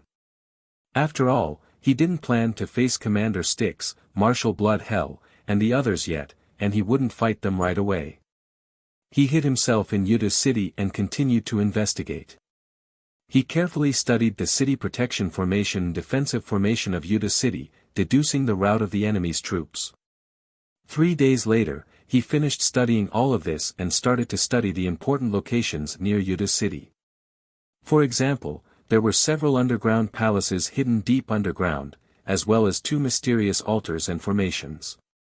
He had to be fully prepared in case Commander Nether River, the Blood Prison Marshal, and the others came up with some tricks through the hidden underground palaces, altars, and grand spell formations. In addition, the abyss of reincarnation and the passageway between the 2 worlds were also targets he had to investigate. He had to be on guard against Commander Nether River and the others repairing the spacetime altar and the passageway between the 2 worlds. In the future, if Commander Nether River and the others led the army through the passageway between the 2 worlds and escaped to the Dragon Realm, it would be troublesome. During this time, Nangong Ao, Zhan Wudi, Lon Kai, Yuchi Pa, and the others also sent him messages one after another, reporting the situation to him. The four young god kings risked their lives and the results of their investigation were similar to Nangong Nihuang's. The various regions were the same. They seemed to be heavily guarded and had used all of their troops to defend. But in reality, the soldiers guarding the various regions were all mid-level and low-level soldiers. Those god generals, commanders, and other high-end combat forces had all gathered in Yuda City with their domain lords. As a result, the 18 regions were in a state of weak defense and empty military forces. Ji Tianxing could be completely sure that many domain lords and experts were gathered in Yuda City, waiting to have a decisive battle with him. However, in the four young god kings' reports, there were a few very important pieces of information that allowed Ji Tianxing to see a breakthrough. The most powerful forces on Reincarnation Island were the 18 domain lords and the 9 great ancient clans. As early as a month ago, Commander Nether River and the Blood Prison Marshal had issued an order to gather the domain lords and ancient clans in Yuda City. The 18 domain lords were naturally acting on orders. Not only did they bring the elite experts under their command, but even their families were also brought to Yuda City. But what was interesting was that among the 9 great ancient clans, only 3 were completely loyal to the god of the underworld. The moment they received the order, they rushed to Yuda City. As for the other 6 ancient clans, they used all kinds of reasons and excuses to shirk responsibility and refused to gather in Yuda City. Just 5 days ago, one of the ancient clans could not withstand the repeated persuasion and threats of Commander Nether River and the Blood Prison Marshal. He had no choice but to lead his elite experts and rush to Yuda City. As a result, Commander Mingi had the support of 4 ancient clans under his command. The other 5 ancient clans were still bitterly holding on, dealing with the repeated threats of the Blood Prison Marshal. No one knew what kind of tricks and schemes the Blood Prison Marshal and Commander Nether River would use to force the ancient clans to surrender. No one knew how long the 5 ancient clans could hold on. But one thing was for sure. The fact that the 5 ancient clans were unwilling to head to Yuda City proved that they were disloyal. To Commander Nether River and the rest, this was disloyalty. But to Ji Tianxing, this was a breakthrough. As a result, after Ji Tianxing received this information, he made a prompt decision to leave Yuda City and pay a visit to the 5 ancient clans. Although he did not need the support of the 5 ancient clans to successfully take over Reincarnation Island, there was a huge problem. There would definitely be a huge battle, and there would definitely be tragic casualties on his side. Therefore, he had to think of a way to subdue the 5 ancient clans for his own use. Only then could he reduce the casualties and take over Reincarnation Island more easily. The key was that after he took over Reincarnation Island, he would need to appoint new domain lords and commanders to firmly control Reincarnation Island. He could not leave Nangong Nihuang, Nangong Ao, and the rest behind to be domain lords of Reincarnation Island. Therefore, the 5 ancient clans were the best candidates. After finding a breakthrough, Ji Tianxing's plan to take over Reincarnation Island was confirmed, and he officially began his operation. 2 days' journey away from Yuda City, there was an ancient pine grotto heaven in Cypress Pine region. It was the territory of the Pine Crane clan. According to Yuchi Po's report, the Blood Prison Marshal's messenger seemed to be in the ancient Pine Grotto heaven. He had been negotiating with the Pine Crane clan for a few days, but there was no conclusion yet. Therefore, Ji Tianxing made the ancient Pine Grotto heaven his first target. Chapter 4204. Ji Tianxing quietly left Yudu and rode the god-slaying battleship to Cypress Pine region. The estimated 2-day journey, with the god-slaying battleship's normal flying speed, arrived at ancient Pine Grotto heaven on the 3rd night. When he was still tens of thousands of miles away from ancient Pine Grotto heaven, Ji Tianxing put away the god-slaying battleship and concealed his aura. The entrance to the grotto heaven was at the peak of a towering mountain that was 3,000 feet tall. It was surrounded by lofty mountains and steep ridges with ancient pine trees. The peak of the mountain was flattened, and a plaza with a radius of 30 miles was built. It was paved with incomparably hard Qingang divine stone. The array at the entrance was an altar. There were over 100 guards standing guard in the surroundings, and there were 4 God King experts in the lead. It could be seen that the guards had solemn expressions and murderous auras. They were very vigilant and alert. At this moment, Ji Tianqing was faced with 2 choices. He could either show himself openly and state his intentions. Since the Pine Crane clan refused to submit to Commander Mingi, they were most likely waiting for his arrival and wanted to follow him to overthrow the rule of the god of the underworld. Or perhaps, the Pine Crane clan believed that he could kill Commander Mingi and the others and successfully take over Reincarnation Island, so they wanted to follow him to reap the fruits of victory. No matter what the Pine Crane clan was thinking, they should be very welcoming of his arrival. The second choice was to wait for an opportunity and quietly sneak into ancient Pine Grotto Heaven. If he cast spells to break the formation at the entrance of the Grotto Heaven, it would definitely alarm the guards. After some consideration, Ji Tianqing decided to wait patiently for a moment and look for an opportunity. The night was dark, and the cold wind was rustling. Ji Tianqing originally thought that with Reincarnation Island's current tense and alert situation, no one would enter Reincarnation Island at this time. He didn't expect that something unexpected would happen. He waited for about 2 hours, and in the night sky not far away, there was a divine light speeding toward him. When he got closer, he could see that it was a divine ship carved with special patterns and emblems that represented a certain power. Ji Tianqing observed it carefully and frowned. Then he remembered that it seemed to be the emblem of Commander Mingi. In this special period, Commander Mingi must be guarding Yudu, so it was almost impossible for him to come to ancient Pine Grotto Heaven. Therefore, the people in the divine worship were most likely divine generals or messengers under Commander Mingi's command. The result was just as he expected. The divine ship stopped at the entrance of ancient Pine Grotto Heaven. 2 God King powerhouses in shining armor walked out of the divine ship with their heads held high. Behind the 2 God Kings was a group of guards in golden armor. There were 20 of them. This group of people walked to the entrance of ancient Pine Paradise with an arrogant and bossy attitude. A captain among the guards immediately shouted in a dignified tone, "Great Commander Mingi's messenger is here. Pine Crane clan, hurry up and welcome him." The guards guarding the entrance of the Grotto Heaven were already on high alert when they saw the arrival of the divine worship. After seeing the person's attire and hearing what he said, a look of disgust appeared in his eyes. Obviously, the Pine Crane clan hated the messenger of Commander Mingi very much. However, due to many reasons, they could not show their disgust, let alone resist by force. No matter how unwilling the captain of the Pine Crane clan was, he could only lead the guards to bow and salute. "Greetings to Lord Messenger." The 100 guards saluted in a standard manner, but there was no sense of respect. Instead, there was some reluctance. However, the 2 messengers did not take it to heart. They only said with a cold face, "Hurry up and open the passage. I want to see Patriarch Pine Crane and pass on Great Commander Mingi's orders." The 2 captains of the Pine Crane clan had probably received orders from their clan long ago. They were stalling for time as much as possible.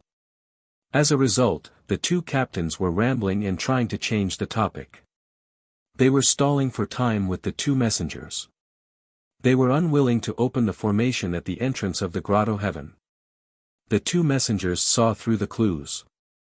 Their faces became even colder, and their attitudes became even more forceful and fierce. They repeatedly threatened and coerced the other party to open the entrance. Seeing this, Ji Tianqing could not help but frown. He thought to himself, "There's already a group of Commander Mingi's messengers that entered ancient Pine Paradise a few days ago to negotiate with the patriarchs of the Pine Crane clan. Several days have passed, and there's still no result. The second group of messengers has rushed over. I don't know what they're here for, but they've been blocked outside by the Pine Crane clan. Could it be that the negotiations between the first group of messengers and the Pine Crane clan have collapsed? The second group of messengers must have brought the fury of Commander Mingi to threaten the Pine Crane clan. Thinking like this, it meant that the Pine Crane clan had not compromised. Ji Tianqing felt more confident. The two captains of the Pine Crane clan had been in a deadlock with the messengers for a long time. In the end, they had angered the two messengers. They had almost drawn their swords and killed them. The Pine Crane clan was certainly unwilling to shed all pretenses of cordiality and start a war with Commander Mingyi during this special period. As a result, the two captains of the guards could only restrain their fury and were forced to open the entrance of the grotto heaven. The two messengers assumed a victorious posture. They led their subordinates and swaggered through the spatial gate, entering ancient Pine Paradise. The Pine Crane clan's guards were so angry that their eyes were about to spit fire. They gnashed their teeth and glared at the messengers, but there was nothing they could do. It was not until the messengers had entered ancient Pine Paradise and the guards had closed the grand array of the grotto heaven's entrance that they began to discuss and curse with righteous indignation. Commander Mingyi's lackeys have really gone too far. These guys are so snobbish and arrogant. They're really hateful. It's said that the Kenshin is about to reach Reincarnation Island. These guys won't live for long. Shut up. How can you say such things? Humph. Anyway, it's something that everyone knows. There are no outsiders here. What's wrong with saying it? The first group of messengers is still here. The second group of messengers is rushing over. I'm afraid that Commander Mingyi is going to do something bad again. I'm really worried that the Patriarch and Elders won't be able to withstand the pressure and will yield to Commander Mingyi. Don't worry. This is a major event that concerns the life and future of our Pine Crane clan. How can the Patriarch make a mistake? The example of the boundless heaven continent is right in front of us. Unless the true body of the god of the underworld returns, who can stop the Kenshin's attack? Commander Mingyi and the Blood Prison Marshal have no choice but to fight to the death. But our Pine Crane clan can't make a mistake. Obviously, the ordinary disciples and guards of the Pine Crane clan all knew how to choose. Their stance was very firm. From this, it could be seen what kind of mentality the Pine Crane clan had. On the other side, the two messengers led the team and flew across the sky at lightning speed. They rushed toward the depths of ancient Pine Paradise. Along the way, the two messengers were also discussing with gloomy expressions. They cursed the guards guarding the grotto heaven's entrance. They really didn't know what was good for them and deserved to die. The 20 accompanying guards nodded repeatedly and did not forget to take the opportunity to flatter them. However, they had never imagined that the expert that caused them to be extremely anxious and terrified was silently following behind them. Chapter 4205. To the Pine Crane clan, the second batch of messengers was an uninvited guest that was annoying. However, to Ji Tianqing, it was an opportunity and a breakthrough. If the second batch of messengers had not arrived in time, it would have been difficult for him to sneak into ancient Pine Grotto Heaven without alerting anyone. He followed the second batch of messengers and flew across the night sky, heading straight for the depths of ancient Pine Grotto Heaven. Along the way, he could see the beautiful scenery of ancient Pine Grotto Heaven.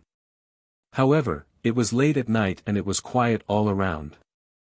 There were no disciples of the Pine Crane clan. Presumably, under such a tense atmosphere, the disciples of the Pine Crane clan were not in the mood to come out and play.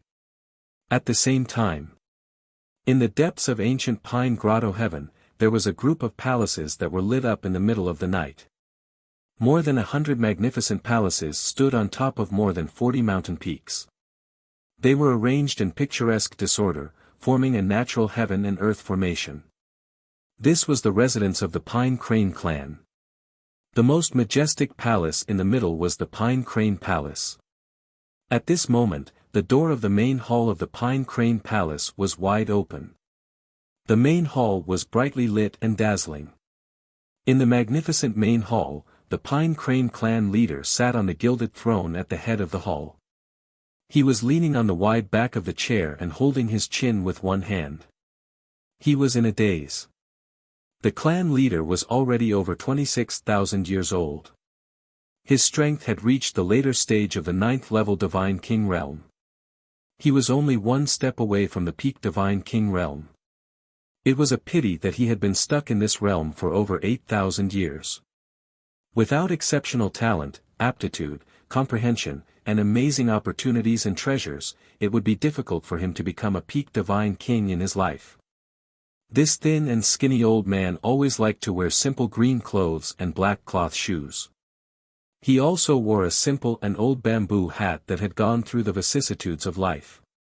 He had a head full of gray and white sparse hair, but it was combed meticulously every day. His face was thin and his eyes were sunken. However, his eyes were clear and sharp. He always had a goatee. Judging from his appearance, the Pine Crane clan leader was not a flexible person. He was a stubborn and even paranoid old man. And that was indeed the case. In the main hall that was brightly lit, there were 2 high-level divine kings sitting on the 2 sides of the main hall. They were both wearing brocade clothes and luxurious divine crowns. With one look, one could tell that they were powerful and influential practitioners from Yudu. These 2 were the first batch of messengers sent by Commander Styx. They had arrived at ancient Pine Grotto 5 days ago. Over the past 5 days, the 2 messengers had to negotiate with Patriarch Pine Crane and the elders of the Pine Crane clan in the main hall for a very long time. The 2 messengers tried every possible way to persuade Patriarch Songhe, using both the carrot and the stick. However, they were still unable to change Patriarch Songhe's mind, nor could they change Patriarch Songhe's decision. The 2 of them had racked their brains and exhausted their mouths, but to no avail. Until today, both sides had lost their patience and were on the verge of fighting each other on the spot. But even then, Patriarch Songhe still acted like a dead pig that wasn't afraid of boiling water. He simply slumped on the throne and pretended to be in deep thought and rest with his eyes closed. The 2 messengers were completely helpless. They could only drink their tea with a black face. Behind the 2 of them, the 20 guards that accompanied them stood carefully. They didn't dare to make a single sound. The elders of the Pine Crane clan sat on the 2 large chairs on the left and right sides. Although they were accompanying the 2 messengers, the 2 sides had already reached an agreement. However, the negotiations between the 2 sides had already broken down. They sat there calmly, either closing their eyes to rest or quietly drinking tea. No one spoke a word. And the turning point of the situation was that the second batch of messengers sent by Commander Styx was about to arrive. As early as a few hours ago, the 2 messengers from the first batch received news that the second batch of messengers was about to arrive to deliver Commander Styx's latest orders. Although this made them feel like they were not trusted and were about to be abandoned, this was Commander Styx's decision. But this was Commander Styx's decision. They could only silently accept it. They had no right to object. After thinking it through, the 2 messengers felt a sense of relief. Since Commander Styx had sent the second batch of messengers to deal with Patriarch Songhe, there was nothing for them to do. Therefore, both sides remained silent and quietly waited for the second batch of messengers to arrive. Time passed silently. Half an hour went by quickly. At this moment, a hazy divine light in the distant night sky was rapidly approaching. In just a few breaths, the divine light enveloped more than 20 figures and landed on the square outside the main hall. After the divine light dispersed, the 2 messengers and 20 golden-armored guards were revealed. Seeing this, the 2 messengers and 20 guards in the main hall stood up and walked out of the main hall to welcome the arrival of their colleagues. Even if the 2 sides had the same power, status, and rank, in ancient Pine Grotto heaven, colleagues had to give face and show off. Because this represented Commander Styx's prestige. Since the 2 messengers walked out of the main hall with the guards, Patriarch Songhe and the elders could no longer close their eyes and rest. They didn't want to submit to Commander Styx, but they couldn't openly rebel and challenge Commander Styx's prestige and bottom line. Otherwise, before Sword God could attack Reincarnation Island, the enraged Commander Nether River would make an example out of the Pine Crane tribe. One had to know that other than the Pine Crane clan, there were 4 other ancient clans that were also weighing the pros and cons. If the Pine Crane clan became the target of Commander Styx's prestige, it would be too unfair. Not long after, Patriarch Song He led a few elders to the square unhurriedly. At this moment, the 2 batches of messengers had already greeted each other. Patriarch Song He and a few other elders also stepped forward unwillingly to pay their respects to the second batch of messengers. In fact, both sides' attitudes were obvious. Even if the second batch of messengers came to persuade him, Patriarch Song He wouldn't compromise. However, both sides hadn't fallen out with each other yet, so the Pine Crane clan still had to put on a show. Unexpectedly, the 2 new messengers didn't even bother to put on a show. After Patriarch Song He and the others bowed, the 2 arrogant messengers started to make things difficult in public with gloomy faces. How dare you, Song He Tao? You've repeatedly disobeyed Commander Styx's orders and disobeyed His Majesty the God Emperor's decree. Your crimes are unforgivable and should be punished. The burly messenger on the left had a gloomy expression. His tone was fierce, and he released a powerful aura. The messenger on the right also took out a noble golden silk. After unfolding it, he read aloud, "Those who see Commander Styx's orders are like seeing Commander Styx himself. Why aren't you kneeling and saluting?" Obviously, this golden silk was an order written by Commander Styx himself. It represented Commander Styx's personal arrival. The messengers present hurriedly knelt and saluted. Patriarch Song He frowned with an ugly expression. The other elders looked at each other and had a bad premonition in their hearts. Chapter 4206. The second batch of messengers clearly came with ill intentions. This thought flashed through the minds of Chief Song He and the other elders at the same time.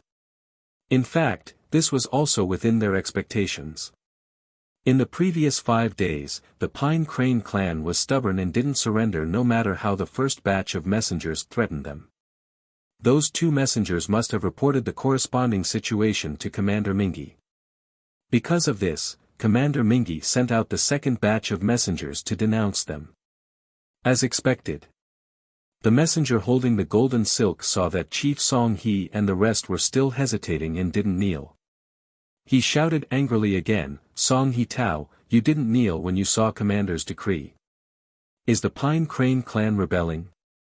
With such a heavy accusation, Chief Song He didn't dare to accept it no matter what. He hurriedly led the way and knelt down.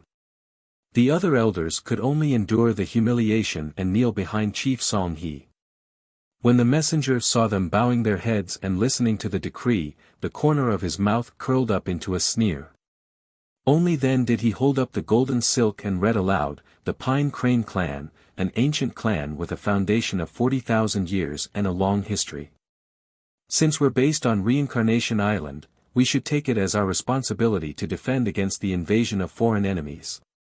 Only then can we live up to the nurturing of Reincarnation Island. Now that Reincarnation Island is about to be invaded by foreign enemies, the reaction and decision of the Pine Crane clan has greatly disappointed me and pained me. Far away, the Pine Crane clan has failed the nurturing of Reincarnation Island, the protection and respect of billions of people. Recently, the Pine Crane clan has failed to live up to His Majesty the God Emperor's trust and high regard. They are truly disloyal and shameless. Therefore, I represent the 800 billion people of Reincarnation Island to condemn the Pine Crane clan. I represent His Majesty the God Emperor in Yuta City to punish the Pine Crane clan as a warning to others. From now on, all the properties and territories of the Pine Crane clan will be confiscated. Only ancient Pine Grotto Heaven will be left as mercy. Of the 9,607 people of the Pine Crane clan, other than the 300 guards left behind to guard ancient Pine Grotto Heaven, the rest will be escorted to Yudu for trial. This punishment will be carried out by the 4 great reincarnation divine generals leading 8,000 elite soldiers. We hope the Pine Crane clan will recognize the situation, correct their mistakes, and cooperate actively. Anyone who resists or escapes will be killed without mercy. The content in the golden silk was rather long, but the key points were also very prominent. When the messenger finished reading Commander Styx's order, the air seemed to be filled with a thick murderous aura. The messenger slowly rolled up the golden silk and handed it to Patriarch Song He. He sneered and said, "Song Hetao, you'd better take a look at the Commander-in-Chief's handwritten decree with your own eyes." Ha ha ha. Who told you to refuse a toast only to be forced to drink a forfeit? This is the result of angering the Grand Commander. In a few hours, the 4 godly generals and the 8,000-strong army would arrive. Let your clansmen pack their bags and get ready to set off. The messenger purposely dragged out the word, "Be on your way," and his tone was full of ridicule. The few elders of the Pine Crane race shuddered, their eyes filled with fear and anger. Although they had guessed that Commander Nether River might very well use the Pine Crane race to establish his authority in his fury, they still didn't believe him. But they hadn't expected Commander Mingi to be so decisive and give the order so quickly. Furthermore, the punishment was so ruthless. Not only was the Pine Crane race going to be stripped of all their properties and territories, but they were also going to be escorted to Yudu. What did this mean? The entire Pine Crane race would be imprisoned in Yudu. If they didn't surrender and pledge their loyalty to Commander Mingi, they would either become prisoners or be killed as an example to others. Commander Mingi still pretended to leave ancient Pine Grotto Heaven to the Pine Crane race and allowed them to station 300 guards there. But everyone knew that this was completely useless. If the Pine Crane race's clansmen were all executed, ancient Pine Grotto Heaven would naturally become ownerless and would be taken back by Commander Mingi. If the Pine Crane race submitted to Commander Mingi, they would also be sent to the battlefield as cannon fodder when fighting against the Kenshin in the future. It was estimated that more than 80% of the Pine Crane race's clansmen who were forced to participate in the war would die. In short, no matter if the Pine Crane race surrendered or not, they wouldn't have a good ending. The air in the plaza seemed to have frozen, and there was dead silence. Patriarch Song He held the golden silk with both hands, but he didn't open it. His expression was very ugly, and the joints in his hands were bulging. It was obvious that his heart was overflowing with anger.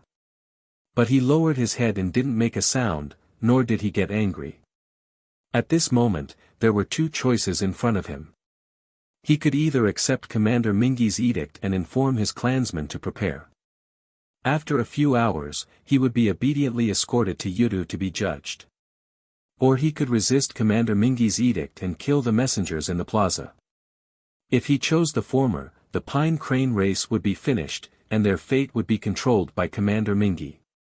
Even if Commander Mingi and Martial Blood Prison were lucky enough to block the invasion of the Kenshin in the future, the Pine Crane race would probably be wiped out. Thinking about this, Patriarch Song He eliminated the first option. As for the second, if the Pine Crane race wanted to resist the edict and kill the messengers, they would immediately be attacked by the 4 reincarnation divine generals and the 8,000-strong army. In just a few hours, it would be difficult for the Pine Crane race to strengthen their defenses and make any changes. The only way was to close the entrance of the Grotto Heaven and defend it to the death, fighting against Commander Mingi to the end. But in this way, even if they paid a heavy price, they could still block the 4 reincarnation divine generals and the 8,000-strong army.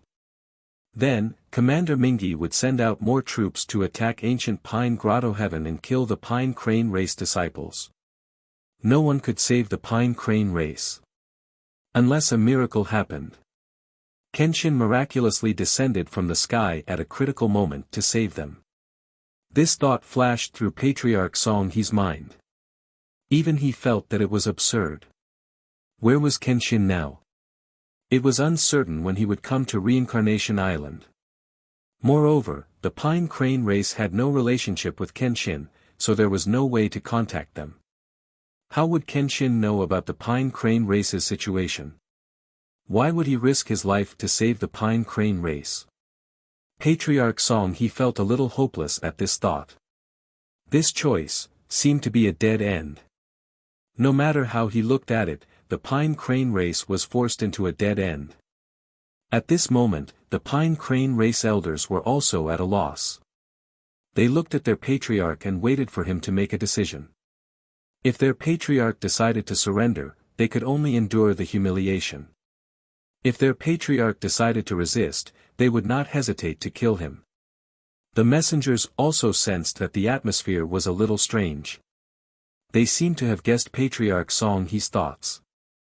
The 40 golden armored guards drew their swords and sabers. They were on high alert. The 4 messengers stared at Patriarch Song He sharply. They even warned and threatened him.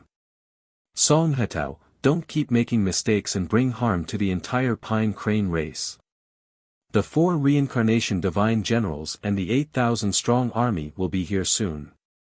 Don't take any chances. Chapter 4207. In fact, the messengers were also a little panicked.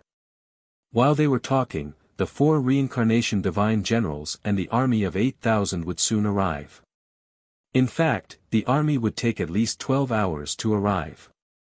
If Patriarch Song He really decided to resist, he would have enough time to kill them dozens of times. Before this, the messenger group had been arrogant and domineering. That was because they represented Commander Mingi. They were confident that the Song He tribe would not dare to offend them because of their noble status. But it was different now. Commander Mingi's edict was too ruthless. He wanted to exterminate the Song He tribe. If it were anyone else, they would have been enraged and retaliated. Judging from Patriarch Song He's expression and reaction, he most likely wanted to resist. If Patriarch Song He took action, the messenger group would be the first to be killed. At this thought, the 4 messengers were even more panicked. They regretted being so arrogant before. But now that things had developed to this point, they could not change their attitude and suddenly admit defeat. They could only pray that Song He Tao would calm down and not act on impulse or go crazy. Otherwise, their glorious and awe-inspiring messenger group would become cannon fodder. Under everyone's gaze, Patriarch Song He slowly raised his head and straightened his thin body. Under the withered and yellow bamboo hat, his wrinkled and weathered face was full of unyielding and anger. He narrowed his eyes, which flickered with a frightening cold light. He stared at the messengers and spoke in a low voice. Every person in every race has the right to survive at all costs. Our Song He tribe has survived for tens of thousands of years and has survived to this day not by sucking up to those in power. Commander Mingi has no right to judge our tribe on behalf of the billions of people on Reincarnation Island. He can only represent the god of the underworld and oppress us ancient clans with his domineering power. As he spoke, Patriarch Song He stood up and straightened his back.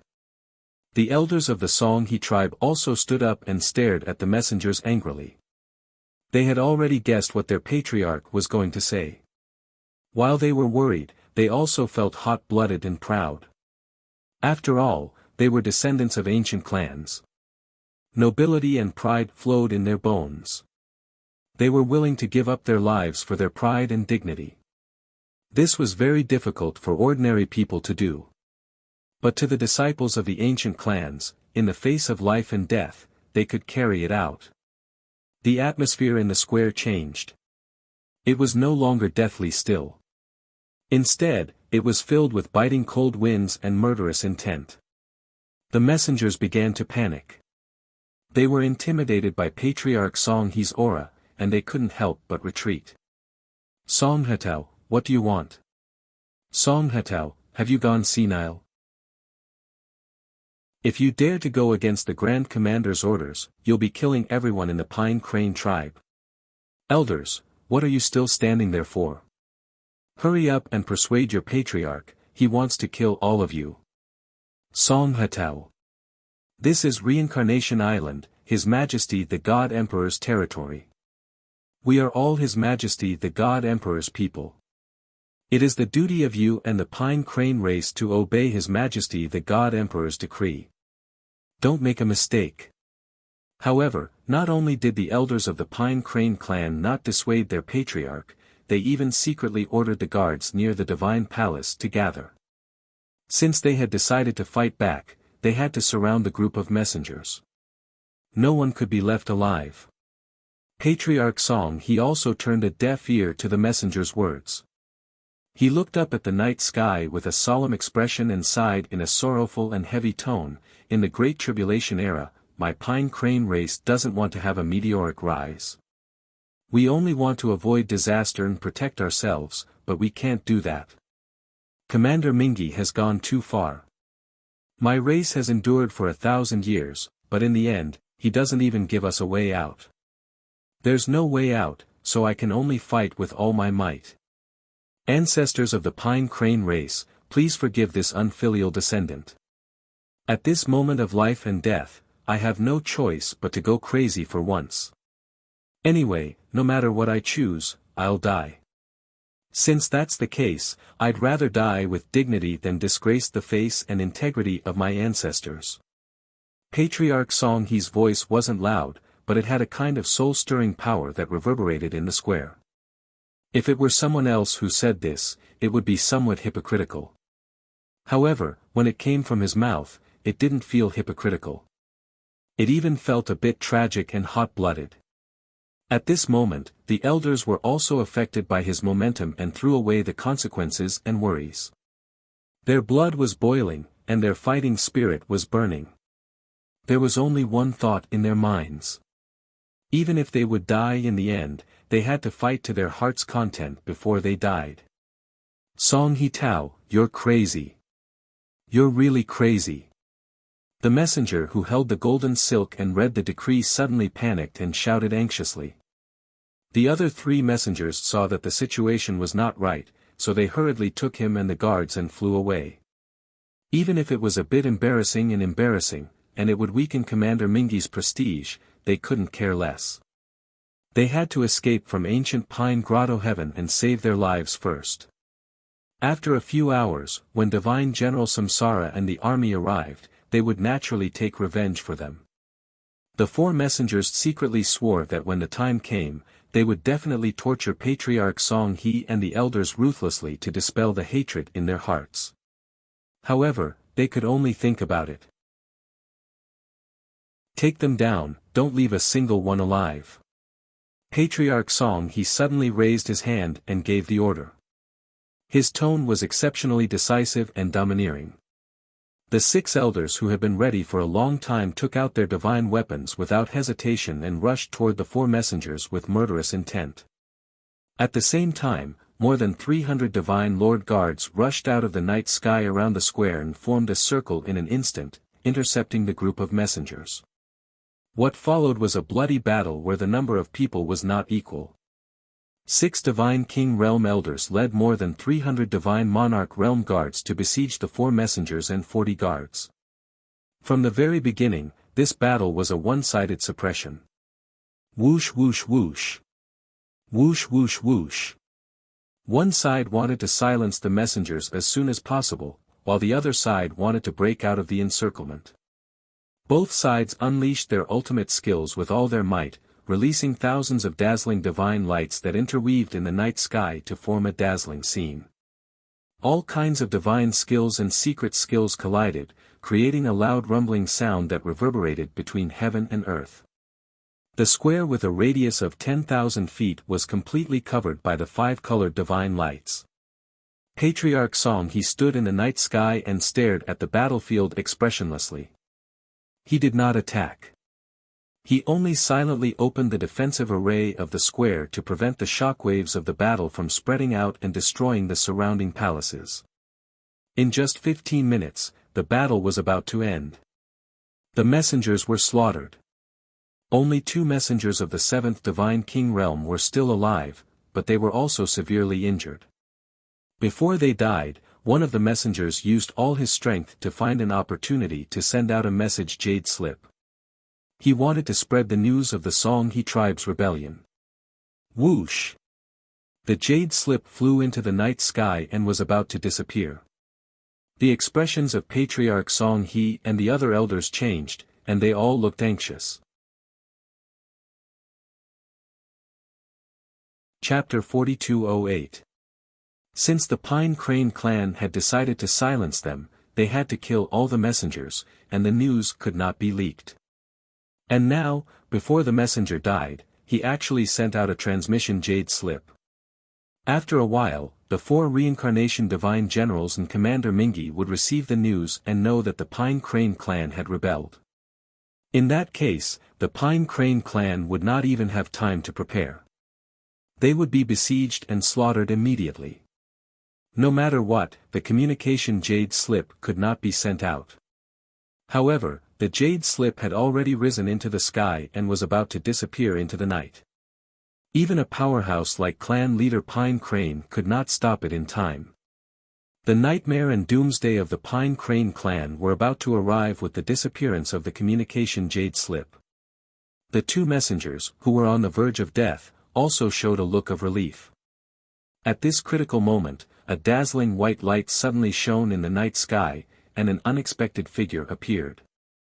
It was a handsome young man in a white robe. He exuded the aura of a powerhouse who looked down on the world. No one knew where he came from or where he had been hiding. However, when he appeared, he was in the sky, less than 10,000 feet away from the rapidly disappearing communication jade slip.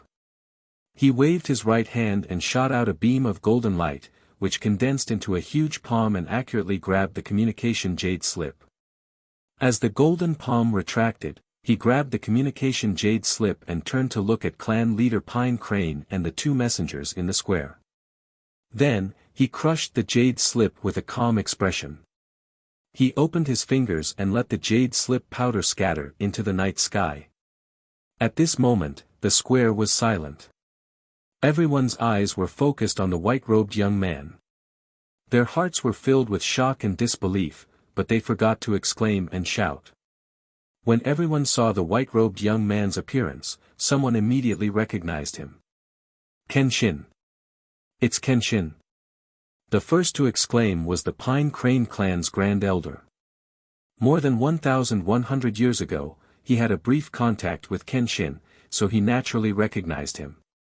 The others in the square immediately reacted and exclaimed in disbelief. Oh my God! How can Kenshin be here? Am I seeing things? Or am I hallucinating? Unbelievable. Previously, I was still fantasizing about this possibility, but I didn't expect it to be too dreamy. Patriarch Song He and the other elders were very excited. They couldn't believe what they were seeing. Although Ji Tianqing had intercepted the communication jade slip with his bare hands, it was already shocking enough. However, Patriarch Song He and the other elders had neglected this point and had never mentioned it. After all, in their eyes, Kenshin was incomparably powerful. It was not strange for him to be able to create miracles. In comparison, it was Kenshin's sudden appearance in ancient Pine Paradise that made them even more surprised and shocked. As for the 2 messengers who were on the verge of death, their expressions changed drastically and their eyes almost popped out of their sockets. They could not believe that the sword god, who caused people to tremble in fear upon hearing his name, had actually appeared out of thin air and intercepted the communication jade slip they sent out. This was simply too absurd. Wasn't Kenshin still in the boundless heaven continent?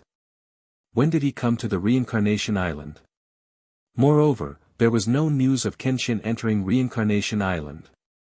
He had appeared in ancient Pine Grotto out of thin air. This was too strange, wasn't it? This won't do. Even if we die here, we must report this news to the Grand Commander. Kenshin has already begun to move, but the Grand Commander and the Grand Marshal don't know anything. This is too scary. These thoughts flashed through the minds of the 2 messengers. They took out their communication jade slips in tacit agreement and sent out the news as quickly as possible. If they could spread this extremely important news, even if they died, the Grand Commander would give them posthumous rewards and treat their families well. Unfortunately, Patriarch Song He and the other elders had already suffered once. How could it happen a second time? The two messengers had just taken out their communication jade slips. Before they could input any information, they were beaten up by Patriarch Song He and the other elders until blood spurted out of their 7 orifices and they were sent flying. The communication jade slips in their hands were also shattered and scattered on the ground. The two messengers were beaten until they were dizzy and almost fainted. The elders swarmed forward and unleashed their ultimate techniques to kill the two messengers. After a series of muffled bangs, blood splattered in the explosion of divine light. The two messengers were killed on the spot. Not even their bones were left. The battle was over, and the square finally regained its peace. The Song He tribe did not have time to clean up the battlefield. Under the leadership of Patriarch Song He, they bowed in unison and greeted Ji Tianqing. We pay our respects to Lord Kenshin. Not only Patriarch Song He and the other elders, but hundreds of guards also bowed in unison. It was obvious that everyone's voice was trembling. Clearly, they were very excited. Even now, many people still felt like they were in a dream. They could not believe that the white-robed young man in front of them was really Kenshin. Ji Tianqing landed on the square. Looking at the respectful and emotional crowd, he nodded slightly and said, "Everyone, please rise." Only then did everyone straighten their backs and look at him with burning eyes. They had thousands of words to say and questions in their hearts. Ji Tianqing looked at the square that had been turned into ruins and said to Patriarch Song He, "The battle has just ended. Let everyone clean up the battlefield and recuperate." Patriarch Song He understood what he meant and quickly ordered the guards to clean up the battlefield. He and the other elders hurriedly escorted Ji Tianqing to the conference hall. After entering the conference hall, the two sides exchanged greetings before taking their seats.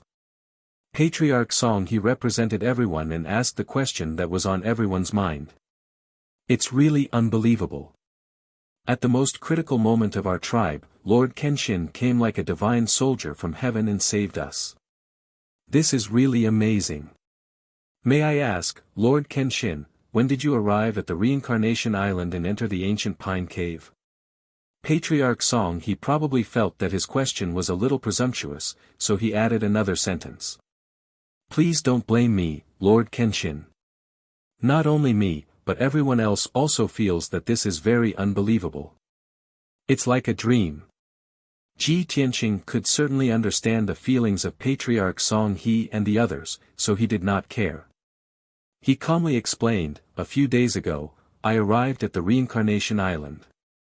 As long as I did not take the initiative to reveal my whereabouts, Commander Mingi and the Blood Prison Marshal's subordinates naturally could not find me.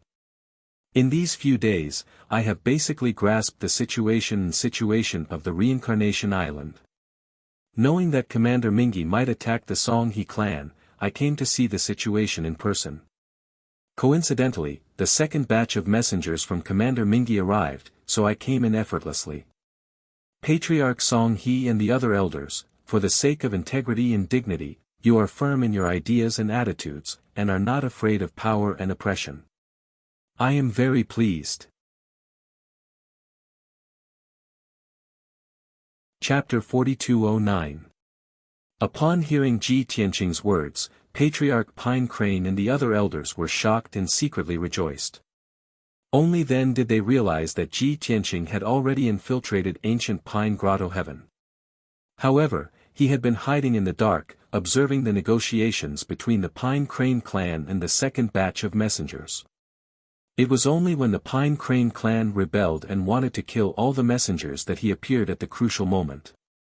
It was because the Pine Crane clan refused to submit to Commander Styx that they could see Kenshin's true appearance and sit here and talk amiably. If Patriarch Pine Crane had compromised and surrendered to Commander Styx, then it would have been a different ending. Fortunately, the heavens had eyes. The Pine Crane clan's persistence and uncompromising finally won Kenshin's trust and favor. At this moment, not only was Patriarch Pine Crane excited, but the other elders were also quite excited, as if they saw a golden and bright future. Of course, these were all thoughts in their hearts and could not be said out loud. Patriarch Pine Crane still had to put on a show. He hurriedly said to Ji Tianqing, Lord Kenshin, before you appeared, we did not know of your existence. What I said at that time was sincere from the bottom of my heart. Although our Pine Crane clan isn't one of the top forces, we still have backbone and bravery. Moreover, we have never compromised with Commander Styx in the past 1,000 years.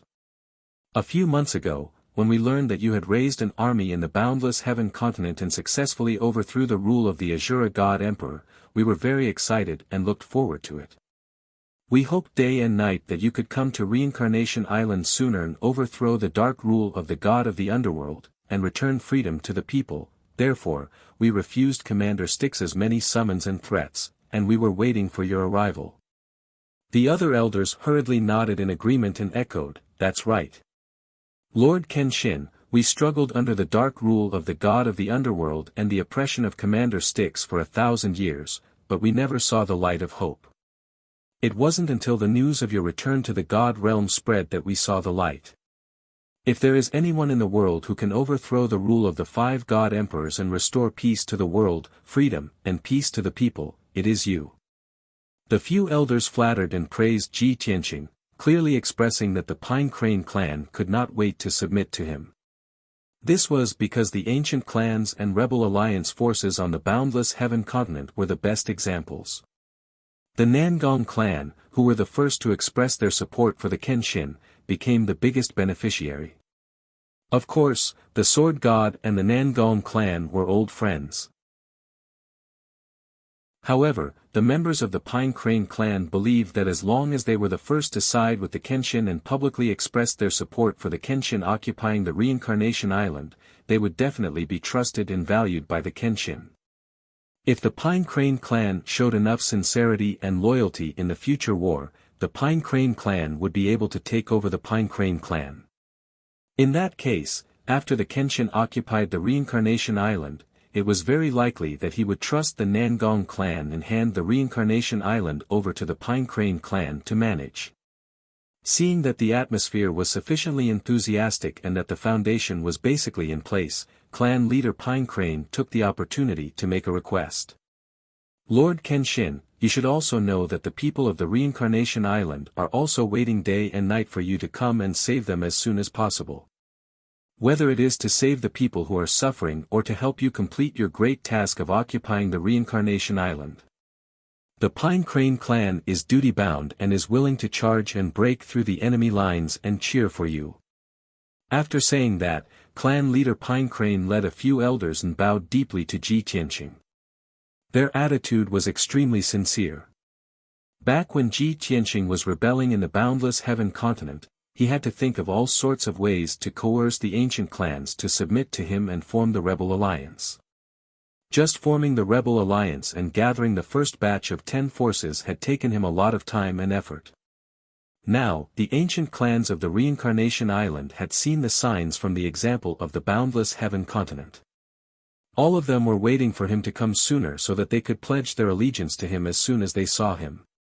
While this made him feel a little amused, it also made him feel quite relaxed and happy. At least, he did not have to waste his breath and time to persuade and subdue those ancient clans one by one. So far, there were 4 ancient clans on the Reincarnation Island that had submitted to Commander Mingi. Including the Pine Crane clan, there were still 5 ancient clans that were in a wait-and-see state. Ji Tianqing believed that the 4 ancient clans were most likely in the same state of mind as the Pine Crane clan. They were all waiting for his arrival and appearance. Tonight, as long as he accepted the Pine Crane clan's submission and spread the news, the other ancient clans would be delighted.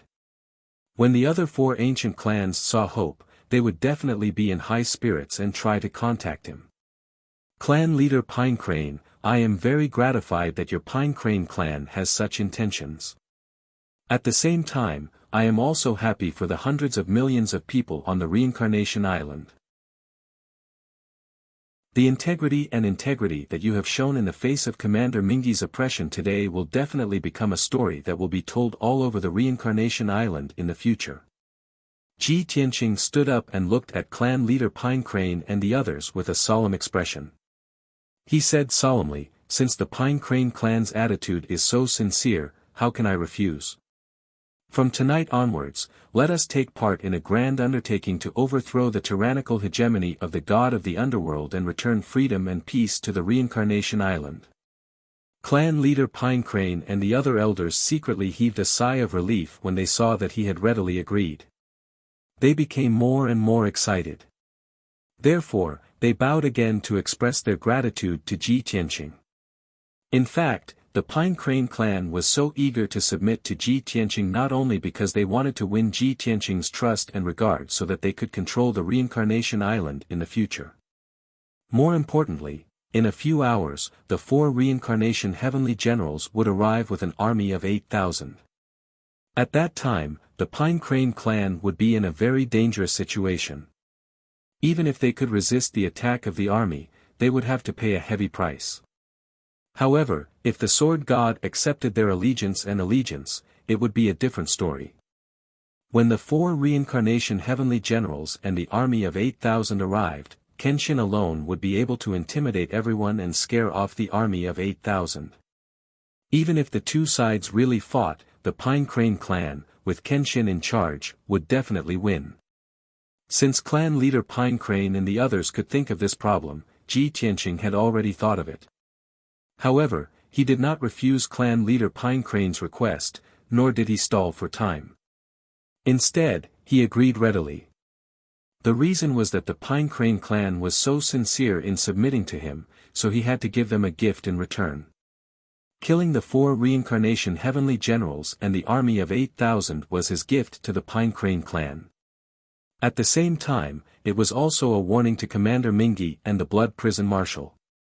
It was also an announcement to the entire Reincarnation Island that Kenshin had arrived. Most importantly, he did not take the 4 Reincarnation Heavenly Generals and the army of 8,000 seriously. Powerful strength was the source of confidence and confidence. Chapter 42:10 Ji Tianqing accepted the Pine Crane clan's pledge of allegiance. However, things were not that simple. He still had to go through the necessary procedures. He took out a jade slip with an oath of surrender written on it and said to Patriarch Pine Crane, "Since you already know what happened in the Boundless Heaven continent, you should also know my rules, right?" Everyone present was smart. Of course, no one would feign ignorance at this time. As soon as they saw the jade slip in Ji Tianqing's hand, Patriarch Pine Crane and the other elders understood what it meant. After all, the news that Kenshin had sworn an oath in the name of the Heavenly Tao on behalf of Tianqing and bound the entire Boundless Heaven continent had already spread. Patriarch Pine Crane and the other elders also knew about this. They also heard that Kenshin's Heavenly Tao oath was extremely terrifying, and it was approved and supervised by the Heavenly Tao. However, they had not had the chance to see the contents of the Heavenly Tao oath with their own eyes so far. As a result, when they saw the jade slip in Ji Tianqing's hand, they felt a little nervous but also inexplicably expectant. Well, they just wanted to see how terrifying an oath approved by the Heavenly Tao was. Thus, Patriarch Pine Crane hurriedly took the jade slip and said with a smile, "Don't worry, Lord Kenshin. We naturally know your rules. Whether it's the various ancient clans or the various territorial lords, as long as they want to be loyal to you, they have to swear an oath to the Heavenly Tao and be approved and supervised by the Heavenly Tao. Our Pine Crane clan is sincerely pledging allegiance to you. Naturally, we have to swear an oath to the Heavenly Tao and set an example for the other clans." Patriarch Pine Crane would seize every opportunity to show off and crazily gain Kenshin's favor. This was completely different from the stubbornness and bigotry he displayed when facing Commander Styx's messenger previously. It was as if he was a completely different person. From this, it could be seen that no one's character was the same. Oftentimes, when facing different targets, the attitude and character he displayed was also different. Here is the Pine Crane clan, passed down from ancient times and rooted in Reincarnation Island. Patriarch Pine Crane did not hesitate. He held the jade slip with both hands and began to read the heavenly Tao oath inside. As he read, he was a little surprised and thought to himself, ever since Kenshin appeared, I haven't seen him make this heavenly Tao oath. Why does the content of this oath seem to be tailor-made for our Pine Crane clan? Could it be that, before Kenshin came to ancient Pine Grotto, he was already prepared? When he thought up to this point, Patriarch Song, he had a feeling that Kenshin wasn't as upright, dignified, and honorable as he appeared to be. Combined with Kenshin's series of schemes in the boundless heaven continent, his elusive tracks, and the various miracles he had created, he was certain that Kenshin was extremely shrewd and extremely resourceful. In front of such a powerful and scheming expert, it was better not to play any tricks. He might not be able to deceive Kenshin and obtain any benefits. He might even lose his life in the process. Thinking of this, Patriarch Song he obediently recited the oath of surrender, not daring to think about anything else. The content of the oath that followed made his expression change slightly, and he felt a lot of pressure. The oaths of the heavenly Tao were more and more detailed and demanding than the previous one. Patriarch Song he's forehead was gradually covered in sweat, and his face became more and more solemn. The elders listened quietly, but they were more and more shocked, worried, and fearful. Previously, they were still curious about the oath that Kenshin had made. Now, they were no longer curious, and they finally understood why the rumors said that oaths of the heavenly Tao were terrifying. At this moment, they only had one feeling. That was, after Patriarch Song he recited this oath, he would be absolutely loyal to Kenshin, and would not do anything that would harm Kenshin's interests or harm Kenshin. Whether it was direct betrayal, disobedience, or resistance, or indirect passivity, neglect, or disobedience, they would all be supervised and punished by the heavenly Tao. Patriarch Song he and the elders suddenly understood. No wonder Kenshin trusted the 20 factions of the rebel alliance so much, as well as the nearly 100 territorial lords of the boundless heaven continent.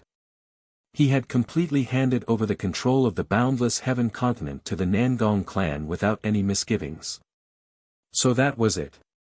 They had learned something new. Even if he wasn't in the boundless heaven continent, even if he went anywhere, he wouldn't have to worry about the boundless heaven continent. After all, the heavens were always helping him monitor those who had made the heavenly Tao oath. Who would dare to betray them? Just like that, Patriarch Song he finished reciting the 1,000-word oath in a heavy, sorrowful, and helpless mood. His entire body lit up with dazzling divine light, and a wisp of Taoist rhyme circled above his head.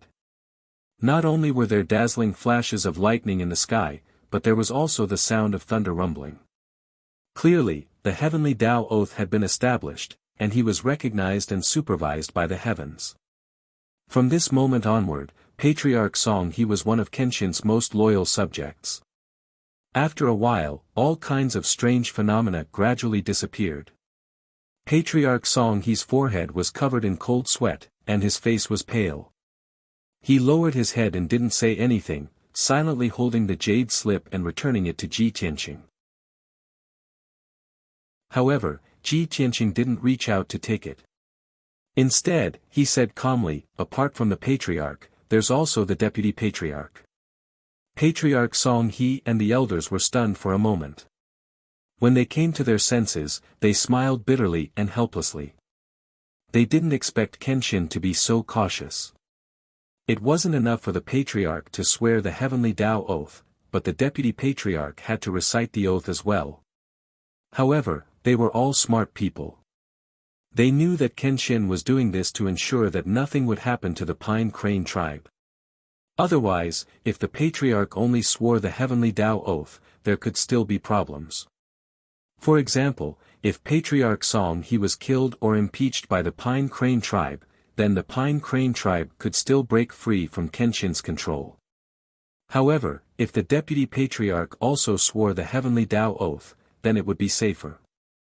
It couldn't be that both the Patriarch and the Deputy Patriarch would be killed or impeached by the tribe, right? After figuring that out, the Patriarch and the elders could understand Ji Tianqing's actions. Thus, the patriarch cupped his hands at Ji Tianqing and said, "The deputy patriarch has been in closed-door cultivation for 80 years and hasn't come out yet. If there's a need, I'll order someone to knock on his door and wake him up now." Everyone understood that the deputy patriarch had been in closed-door cultivation for 80 years. He must be trying to break through a major realm. If they knocked on his door at this time and forcefully woke him up, it was very likely that his 80 years of cultivation would be wasted. Ji Tianqing was also a reasonable person. He waved his hand and said, "In that case, there's no need to wake him up first. We'll make it up after he comes out of closed-door cultivation.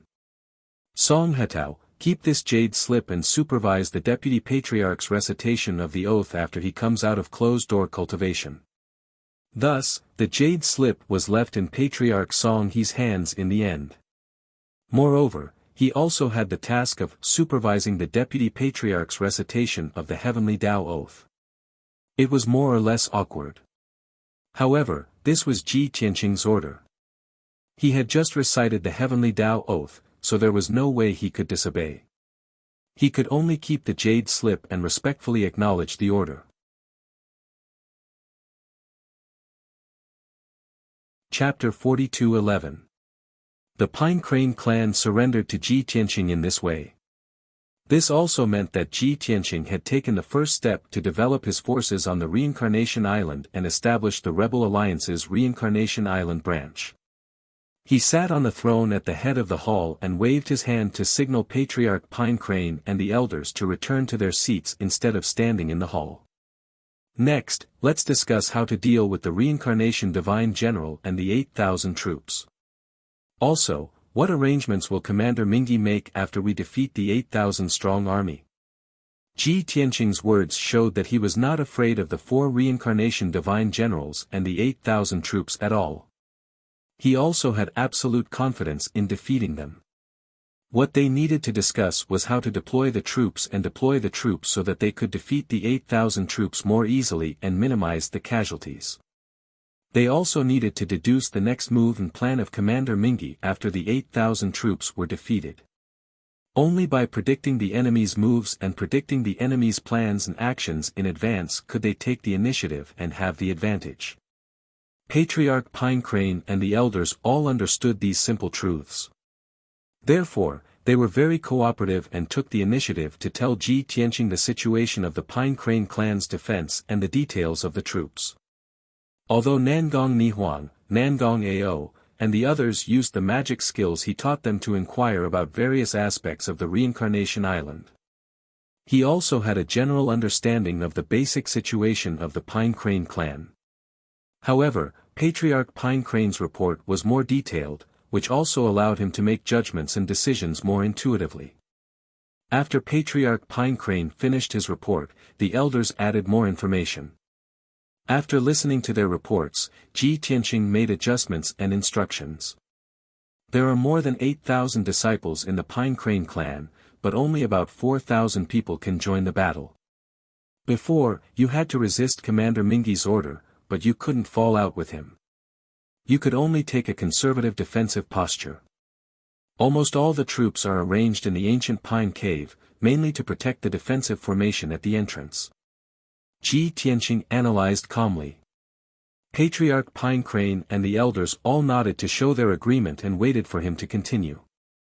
Ji Tianqing continued, however, the 4 Samsara divine generals and the 8,000 soldiers don't know that the Pine Crane tribe has fought back and killed the messengers. Therefore, they should have rushed over at a normal speed and entered ancient Pine Grotto Heaven to escort the disciples of Pine Crane clan to Yudu. In other words, the most they could expect was that the Pine Crane clan would likely resist and counterattack when they deployed a large number of troops in the ancient Pine Grotto Heaven. But they would never have imagined that the Pine Crane clan would have the courage and determination to set up an ambush outside ancient Pine Paradise. Upon hearing this, Patriarch Song He and the other elders immediately understood what he meant, and their expressions changed. Lord Kenshin, do you mean, to transfer our clan's disciples out of the cave abode and set up an ambush in the wilderness to besiege the 8,000-strong army? Lord Kenshin, I'm afraid. I'm afraid this isn't appropriate. Yes. We only have 4,000 disciples who can participate in the battle. How can we besiege an army of 8,000? What's more, we'll stay in the grotto heaven and have the protection of the great defensive formation. We can get twice the result with half the effort. Lord Kenshin, I have a suggestion. We can put the 8,000-strong army into the grotto heaven and then try to besiege them. Wouldn't that be safer? Patriarch Song He and the other elders had the same reaction. Upon hearing that Ji Tianqing wanted to send their clan's disciples to set up an ambush outside the grotto heaven, they were instantly filled with worry. Without the protection of the great defensive formation of ancient pine grotto heaven, they had no sense of security. Only when they fought in the grotto heaven would they have the confidence and certainty. Of course, this was under the premise that Ji Tianqing was there to oversee the situation. However, Ji Tianqing was indifferent to the suggestion of Patriarch Song He and the other elders. With an indifferent expression, he said, "How could Commander Mingi and the Samsara divine generals not have guessed this? How could they not be on guard? Also, are you sure you want to fight in ancient pine grotto heaven? You must know that swords have no eyes. If more than 10,000 soldiers fight, the aftermath of the battle will definitely turn ancient pine grotto heaven into a mess. Many innocent people will also suffer." Upon hearing this, Patriarch Song He and the other elders hesitated. This, what Lord Kenshin said, makes sense. Ji Tianqing continued, "Moreover, the disciples of the Pine Crane clan have to set up an ambush outside the grotto heaven with the help of the Great Formation. Only then can we unleash the greatest power. You don't have much time left. In a few hours, the 8,000-strong army will arrive. The longer you delay, the more danger the Pine Crane clan will face." Patriarch Song He and the other elders' eyes lit up when they heard Ji Tianqing say to set up the Great Formation. They saw hope again. Patriarch Song He looked at Ji Tianqing with sparkling eyes and asked expectantly, "Lord Kenshin, we only have a few hours to prepare. Can you set up the Great Formation in such a short time?" Patriarch Song He and the other elders did not dare to believe it. However, they all knew that Kenshin was best at creating miracles, so they still had some expectations in their hearts.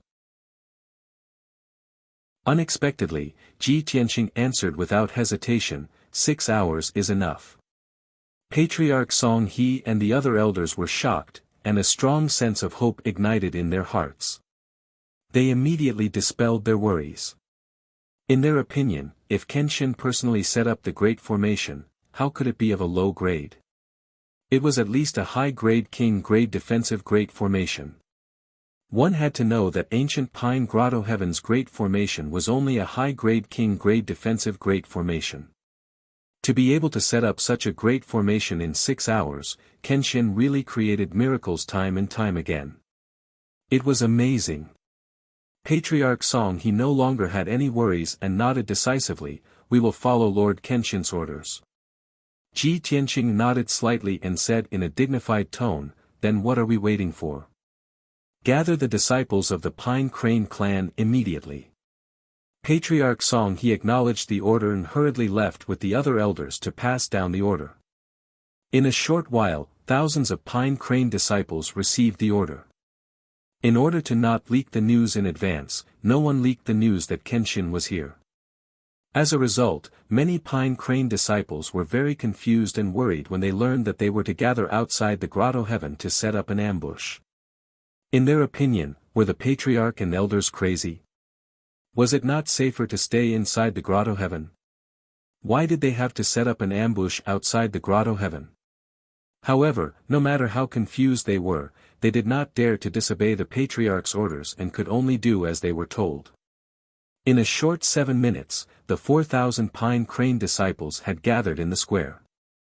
Patriarch Song He and the other elders then led the 4,000 disciples and left ancient Pine Grotto Heaven in a grandiose manner. Ji Tianqing maintained his invisible state and hid his aura, quietly following behind the group. Soon, the 4,000 disciples of the Pine Crane clan stopped 20,000 miles away from ancient Pine Grotto Heaven. There were towering mountains and steep ridges all around, covered with lush primitive forests that revealed hazy outlines under the night sky.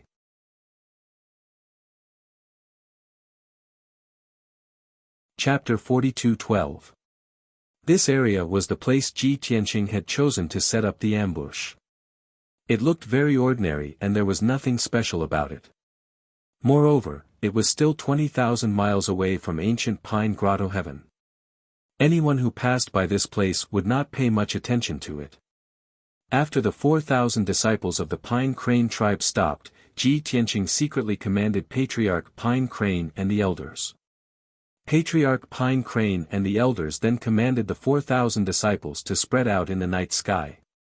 According to their special positions, these people were scattered among the mountains and rivers within a radius of 10,000 miles, forming a huge encirclement. Then, Ji Tianqing took out 49 high-grade king-level divine artifacts and handed them to Patriarch Pine Crane and the elders. They placed them in the designated locations as the foundation of the formation. Then, it was Ji Tianqing's turn to cast his spell and set up the formation. He was covered in a layer of hazy golden light that covered his appearance and aura. The disciples of the Pine Crane tribe could not recognize him. As he released his divine power, thousands of dazzling divine lights descended from the sky and turned into thousands of threads that connected in the area. They intertwined to form the network of the formation. The 4,000 disciples of the Pine Crane tribe were curious and in awe of him. They all guessed his identity. Patriarch Pine Crane and the elders could not explain too much. They only said that he was a mysterious expert that they had invited to help the Pine Crane tribe survive the crisis. In order to prevent the disciples of the Pine Crane tribe from investigating further, Patriarch Pine Crane and the elders led the crowd to release their divine power and cooperate with Ji Tianqing to set up the formation. As a result, the speed of setting up the formation increased significantly. Time passed quietly. Divine light flickered between heaven and earth. It was dazzling. Patriarch Pine Crane and the others concealed Ji Tianqing's identity in order to not leak the news. While they were setting up the formation, Patriarch Pine Crane also sent out a dozen deacons and more than 1,000 disciples to patrol the area within 100,000 miles. Their purpose was to prevent Commander Styx's spies and scouts from secretly coming to the area and discovering anything unusual. Unknowingly, 4 hours passed.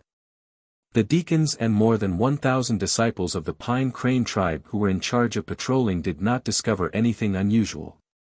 They were certain that there were no Commander Styx's spies within 100,000 miles. At this time, Ji Tianqing's work of setting up the defensive array was also coming to an end.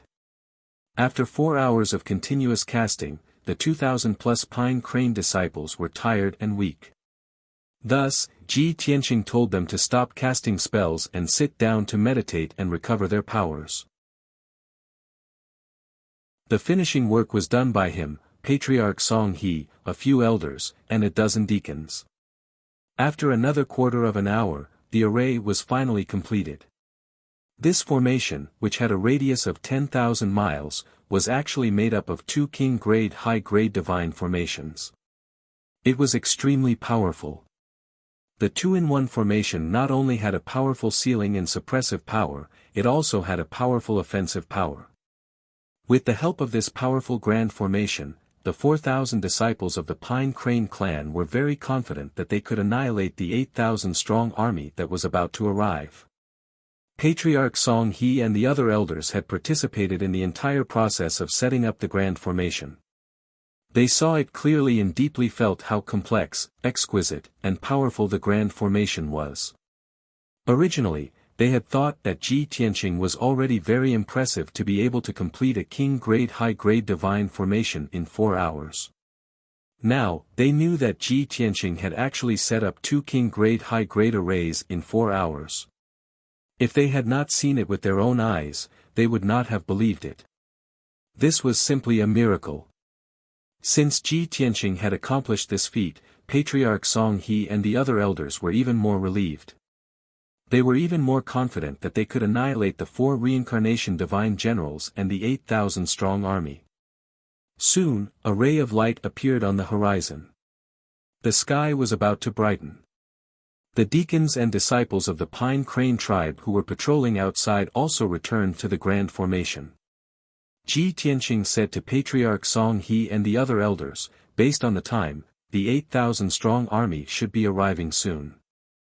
I will now activate the grand formation and pass down the order for everyone to prepare to conceal themselves. If the 4,000 disciples of the Pine Crane tribe were to conceal their auras, it would be very difficult for them to escape the detection of the 4 reincarnation divine generals and the 8,000-strong army. Before the 8,000-strong army entered the ambush, they would discover the danger. Therefore, Ji Tianqing had considered this point when he set up the grand formation. He added the effect of concealment and aura concealment in the grand formation. After he finished speaking, he waved his hand and shot out a divine light to activate the grand formation. Patriarch Song He also quickly ordered the 4,000 disciples of the Pine Crane tribe who were still recuperating to be alert immediately. Thanks to the thousands of disciples of the Pine Crane tribe who were already in position when the grand formation was set up. Now that they had finished their meditation and did not need to get into formation, they did not waste much time. Soon, the grand formation was fully activated. A 5-colored light shield with a radius of 10,000 miles shrouded the entire area. Ji Tianqing, Patriarch Song He, and the 4,000 disciples of the Pine Crane tribe were all enveloped by the grand formation.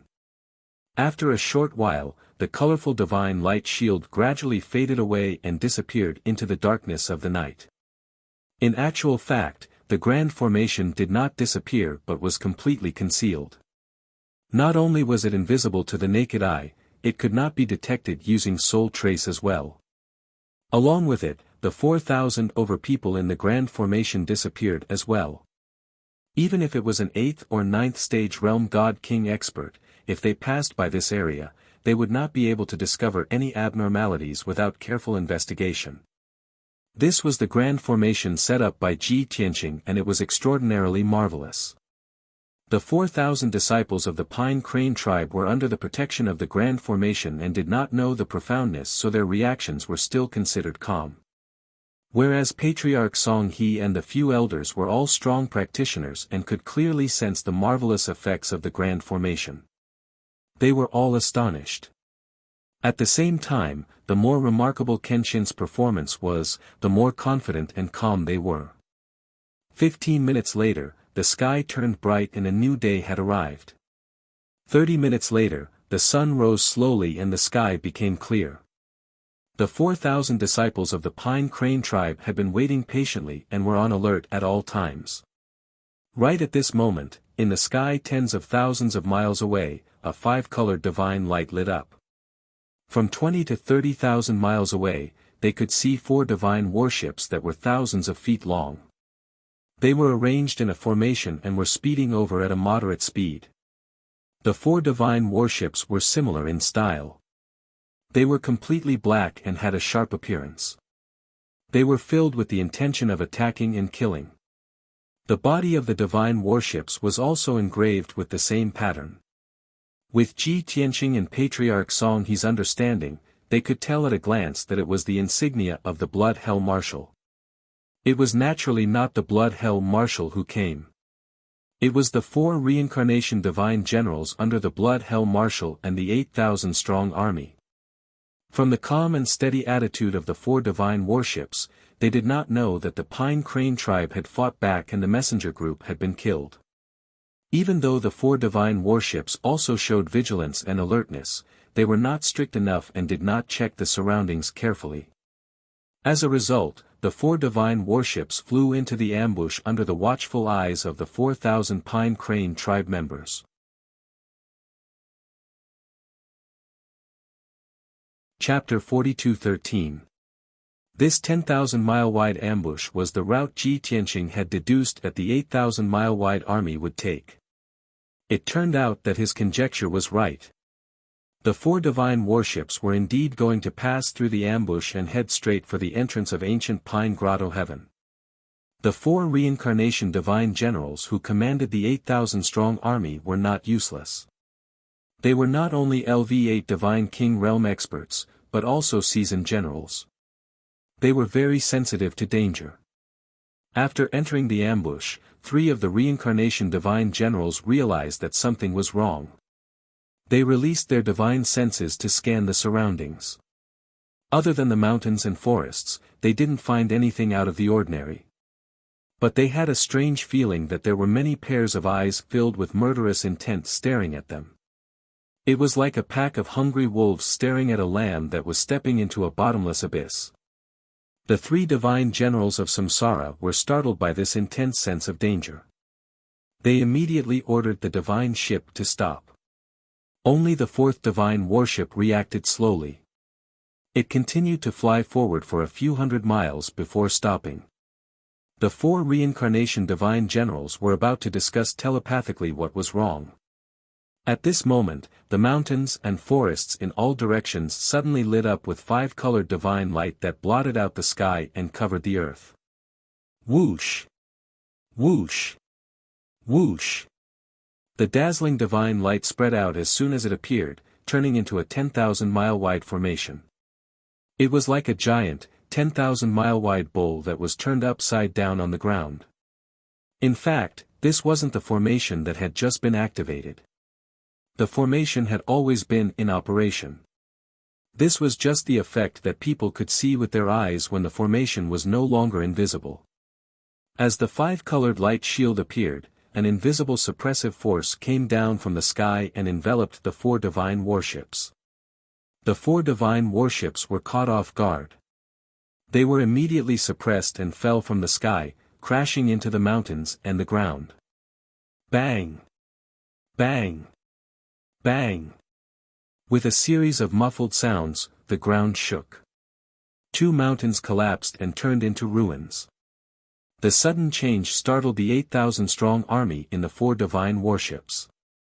Without the reincarnation divine general's orders, the 8,000-strong elite soldiers took out their divine weapons and quickly got ready for battle. At this moment, Patriarch Pine Crane and the 4,000 Pine Crane clansmen appeared one after another. When the 4 reincarnation immortal generals saw Patriarch Pine Crane and the 4,000 Pine Crane clansmen who had formed an ambush, their expressions became a little strange. A member of the Pine Crane race? They actually set up a formation here, to ambush us? With just these 4,000 Pine Crane disciples? Where did the Pine Crane race get their courage from? Even if they disobeyed orders and risked their lives to resist, they should still be entrenched in ancient Pine Grotto.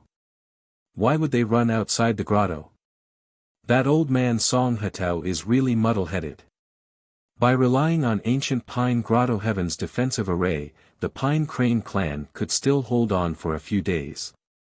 I didn't expect that they would actually leave ancient Pine Grotto and take the initiative to come here to set up an ambush. They're courting death. The 4 Samsara immortal generals had been worried, vigilant, and flustered.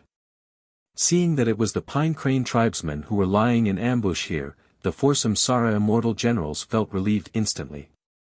They even felt like laughing. In their opinion, Patriarch Pine Crane must have been driven into a corner and lost his mind in anger.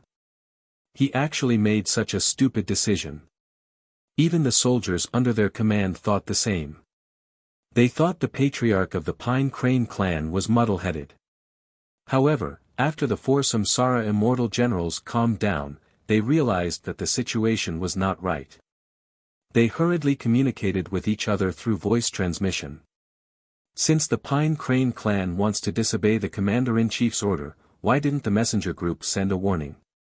I suspect that the 2 batches of messengers sent by the Commander-in-Chief have been killed by the Pine Crane clan. If that's the case, the Pine Crane clan is determined to resist.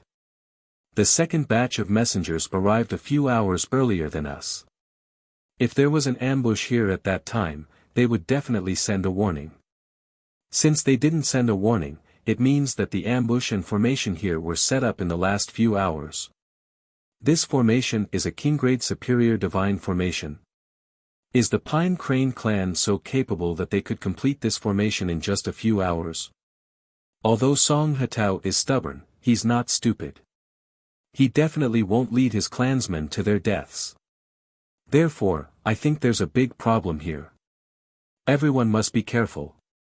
Don't panic. Let the soldiers be on full alert. Wait for me to check Song Hatao's strength. The four Samsara immortal generals had the same strength, realm, and status, but there was a difference in age and experience. Among them were two relatively young middle-aged god-kings, as well as two relatively older god-kings. Among the four of them, an old man with white hair and beard was the leader. He stepped out of the divine worship and looked down at the patriarch of the Pine Crane clan. With a cold expression, he shouted, "Song Hatao, do you know the consequences of disobeying the commander-in-chief's order?" The patriarch of the Pine Crane clan looked at him fearlessly and replied with the same cold expression, "Humph. Commander-in-Chief Mingi is cruel and immoral. He wants to exterminate the Pine Crane clan. Are we supposed to stretch out our necks and let him kill us?" If Ji Tianqing hadn't shown up tonight, he wouldn't have answered the Samsara Immortal General's question in such a tough manner. However, Kenshin was standing right behind him. At this moment, he felt like he was invincible and feared no one. Of course, he didn't take the Samsara Immortal General seriously. Even if Commander-in-Chief Mingi came, he wouldn't be afraid, let alone the four Samsara Immortal Generals. After all, Kenshin could kill even the clone of the Azura God Emperor. Killing Commander-in-Chief Mingi would be a piece of cake for him. Seeing the patriarch of the Pine Crane clan so confident and arrogant, the four Samsara Immortal Generals were so angry that their eyes flashed with murderous intent. "TSK. Song Hatao, you are really audacious. How dare you be so rebellious? Song Hatao, you're finished. Not only you, but all the disciples of the Pine Crane clan will be buried with you. You old dog, don't think we don't know what you're planning. Aren't you waiting for Kenshin to come so you can pledge your loyalty to Kenshin? Let me tell you, you won't be able to wait. You'll die tonight. This is the territory of His Majesty the God of the Underworld. On this continent, no one can go against the will of His Majesty the God Emperor." The four Samsara Immortal Generals spoke one after another, showing their tough and domineering attitudes. If it were any other day, the patriarch of the Pine Crane clan would definitely be intimidated and try to stall for time. But now, he was only filled with anger and murderous intent, as well as lofty sentiments. Kenshin was watching him from behind. He couldn't show any sign of weakness. He looked at the four Samsara Immortal Generals and sneered contemptuously. "Ha ha ha. For lackeys of Commander-in-Chief Mingi, you don't even know that you're in a desperate situation. How dare you boast so shamelessly? Since you're so eager to die, I'll fulfill your wish."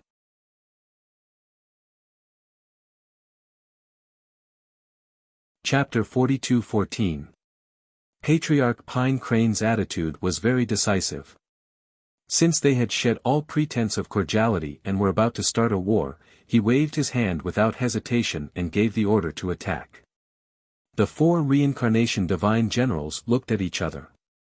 They all felt that this was too strange. They pretended to be dignified and fierce to test the Pine Crane tribe's strength. They wanted to see if they had any hidden trump cards. However, before they could test their trump cards and strength, Pine Crane could not help but want to start a war. What was this? You only have 4,000 Pine Crane disciples, but we have an army of 8,000.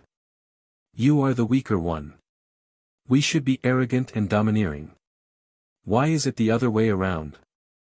Those who do not know would think that you have 16,000 people. The four reincarnation divine generals found it strange. They could not help but think, could it be that the Pine Crane tribe already had the intention to rebel and asked other forces for help?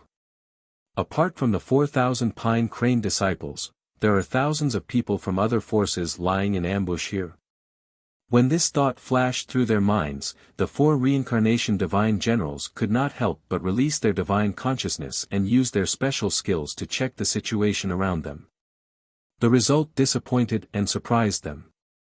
There was no one else in the formation within 10,000 miles except for them and the 4,000 Pine Crane tribe members.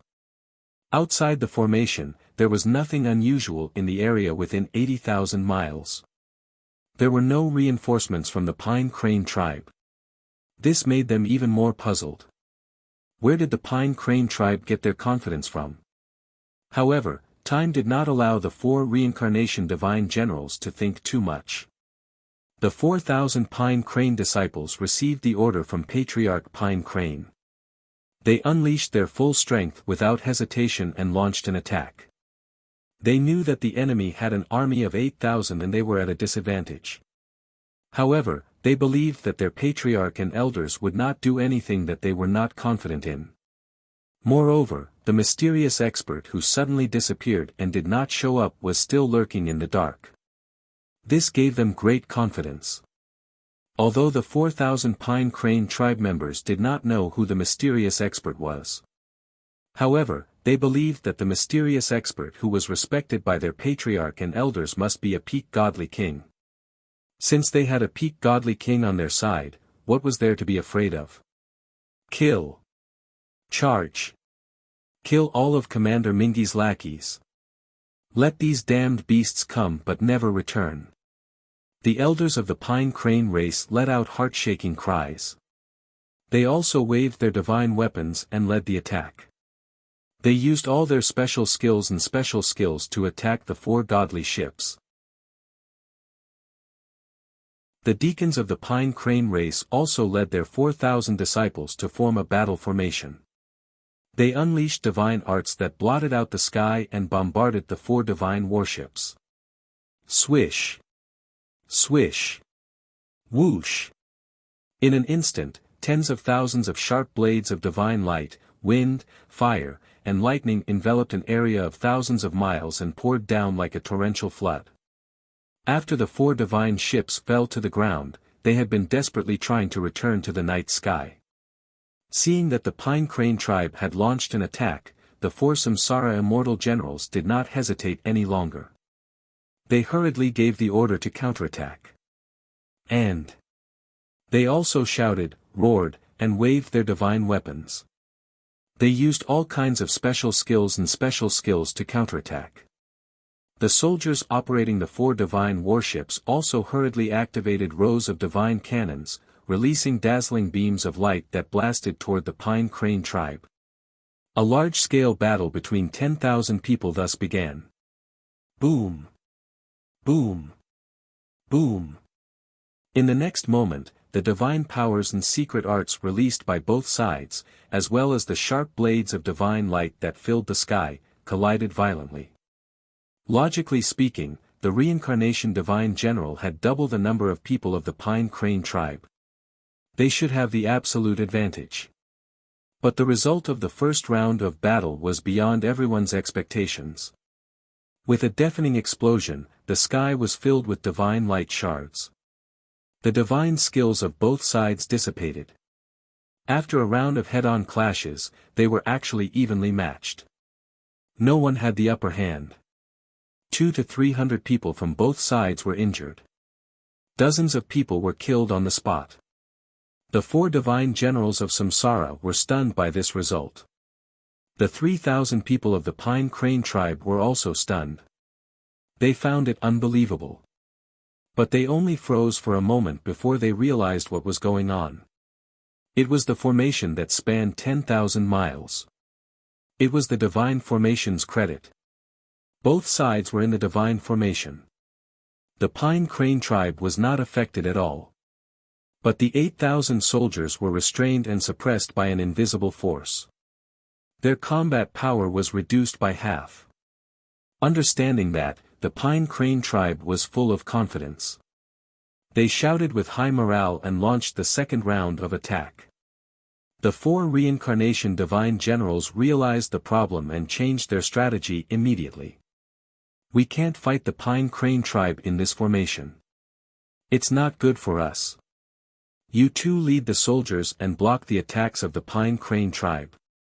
I'll study this formation and destroy it as soon as possible. In the blink of an eye, the leading white-haired elder gave out the task decisively. But before they could carry it out, there was a sudden change. Swoosh! Swoosh! Swoosh! Four dazzling golden swords appeared above everyone's heads in the night sky. They slashed at the 4 godly ships that had crashed to the ground. Each golden sword was thousands of feet long. They were condensed and contained a terrifying aura that could destroy everything. There was also an invisible pressure from the heavenly Tao. Sensing the power of the 4 swords, the 4 reincarnation divine generals were dumbfounded. Their eyes were filled with terror. They knew that the power of the 4 swords was terrifyingly powerful. Even if it was a 9th stage realm expert like Commander Mingi or Marshal Blood Prison, they would absolutely not be able to display such a valiant divine ability. It was highly possible that this was the work of a peak godly king. At the thought of this, the 4 reincarnation divine generals were horrified. At the same time, they finally understood why the Pine Crane tribe was so confident and arrogant. With the help of a peak godly king, they indeed had the right to be arrogant and take the initiative to attack. Boom! Boom! Boom! Boom! The next moment, the 4 dazzling golden swords accurately struck the 4 godly ships. As expected, the 4 king-grade upper-grade godly ships were split into 2 on the spot. Shards and godly lights splattered everywhere. The 200 soldiers who stayed behind to guard the godly ships were all killed without exception. They were smashed into pieces. The 4 godly ships were destroyed. They could not provide firepower support to the 8,000 soldiers and also cut off the possibility of them escaping. This scene terrified the 8,000 soldiers and their morale dropped by more than half. The 3,000 over Pine Crane tribe members saw the terrifying power of the golden swords and knew that it was the work of a mysterious expert. They became even more excited and agitated. They launched an attack with high morale. Ji Tianqing did not stay idle. After destroying the 4 godly ships with one move, he continued to remain invisible. He waved his hand and shot out a few sword lights towards the 4 reincarnation divine generals. Book Guest Residence Reading Website.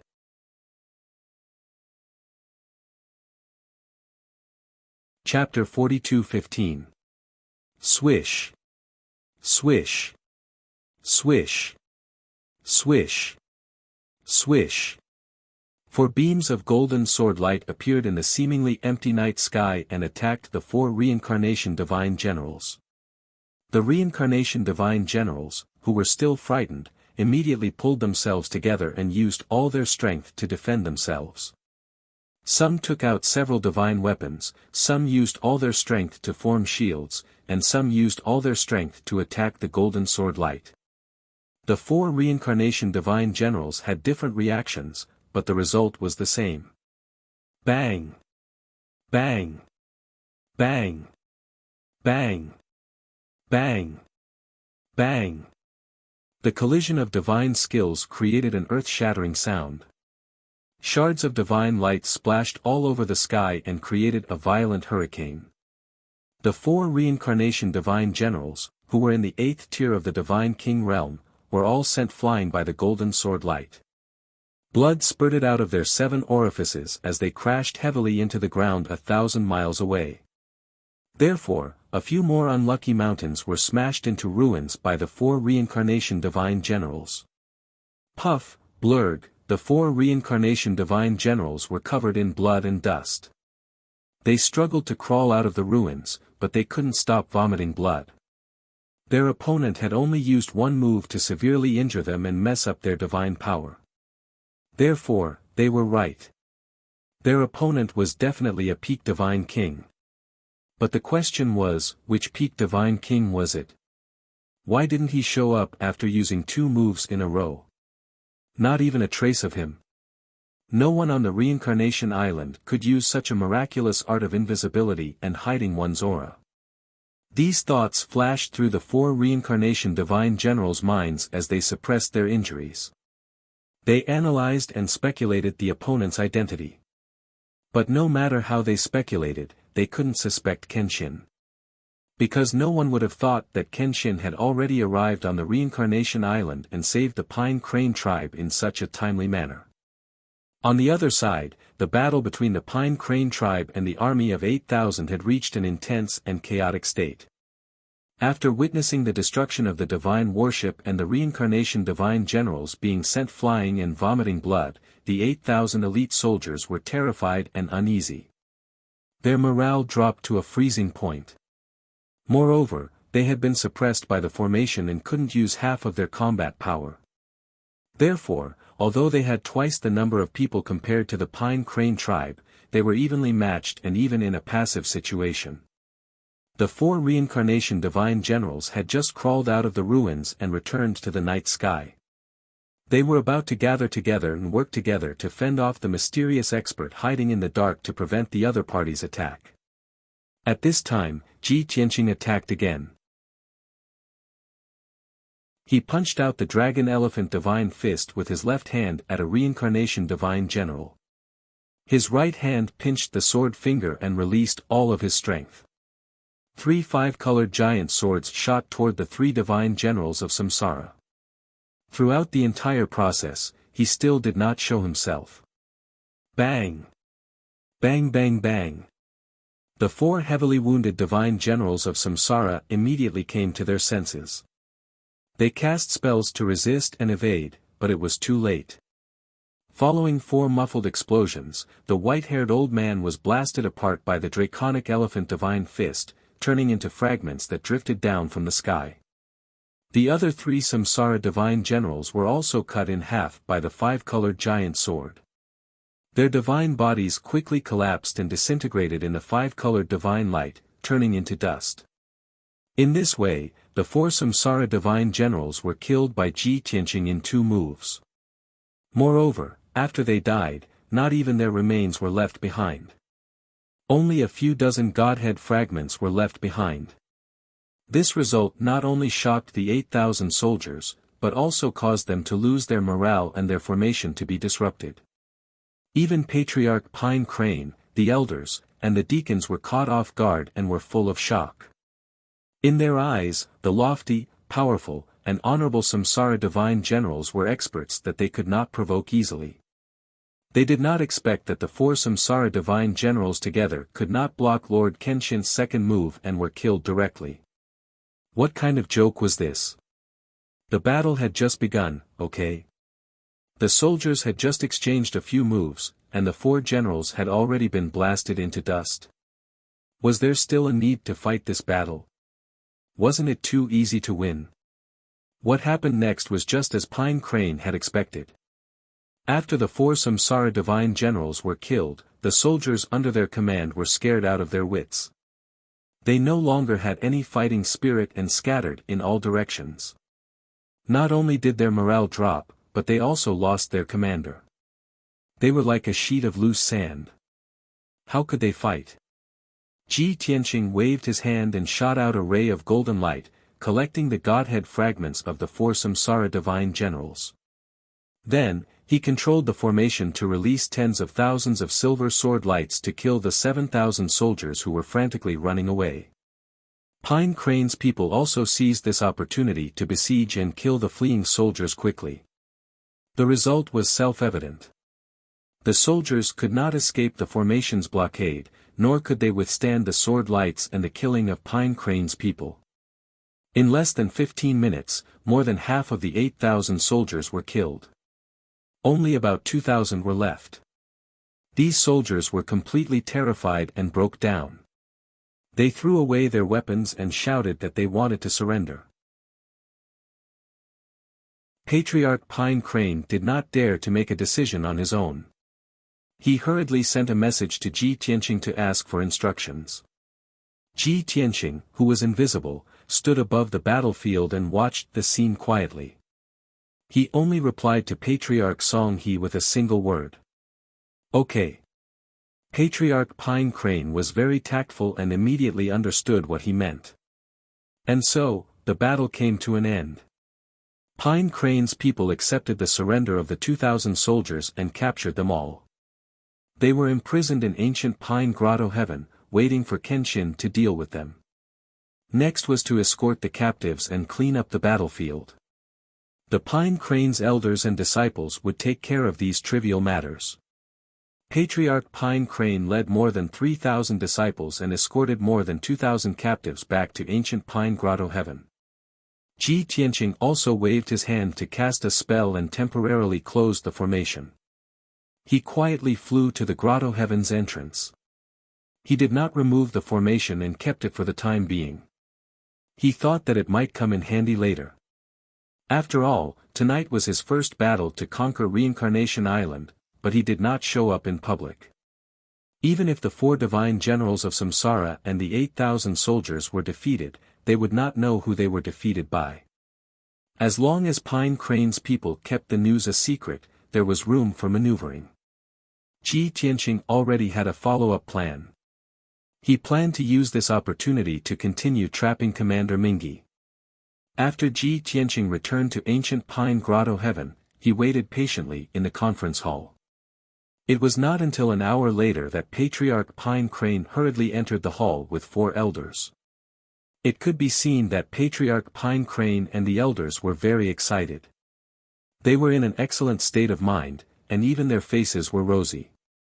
Presumably, they had not recovered from the previous shock and joy of winning an easy victory. Lord Kenshin, we won a great victory in this battle and captured 2,530 captives. They are all imprisoned in the underground prison in the depths of the Grotto Heaven. Lord Kenshin, don't worry. We have doubled the number of people guarding the prison. Moreover, we have sealed the captives with a secret technique, restricting their divine power and movement. Patriarch Pine Crane did not beat around the bush and reported the key information directly. Ji Tianqing was very satisfied and said with a smile, I did not show up in this battle because I did not want to reveal my whereabouts. Pine Crane's people must also keep it a secret. Next, according to my plan, release the news as soon as possible. Book Guest House Reading Website.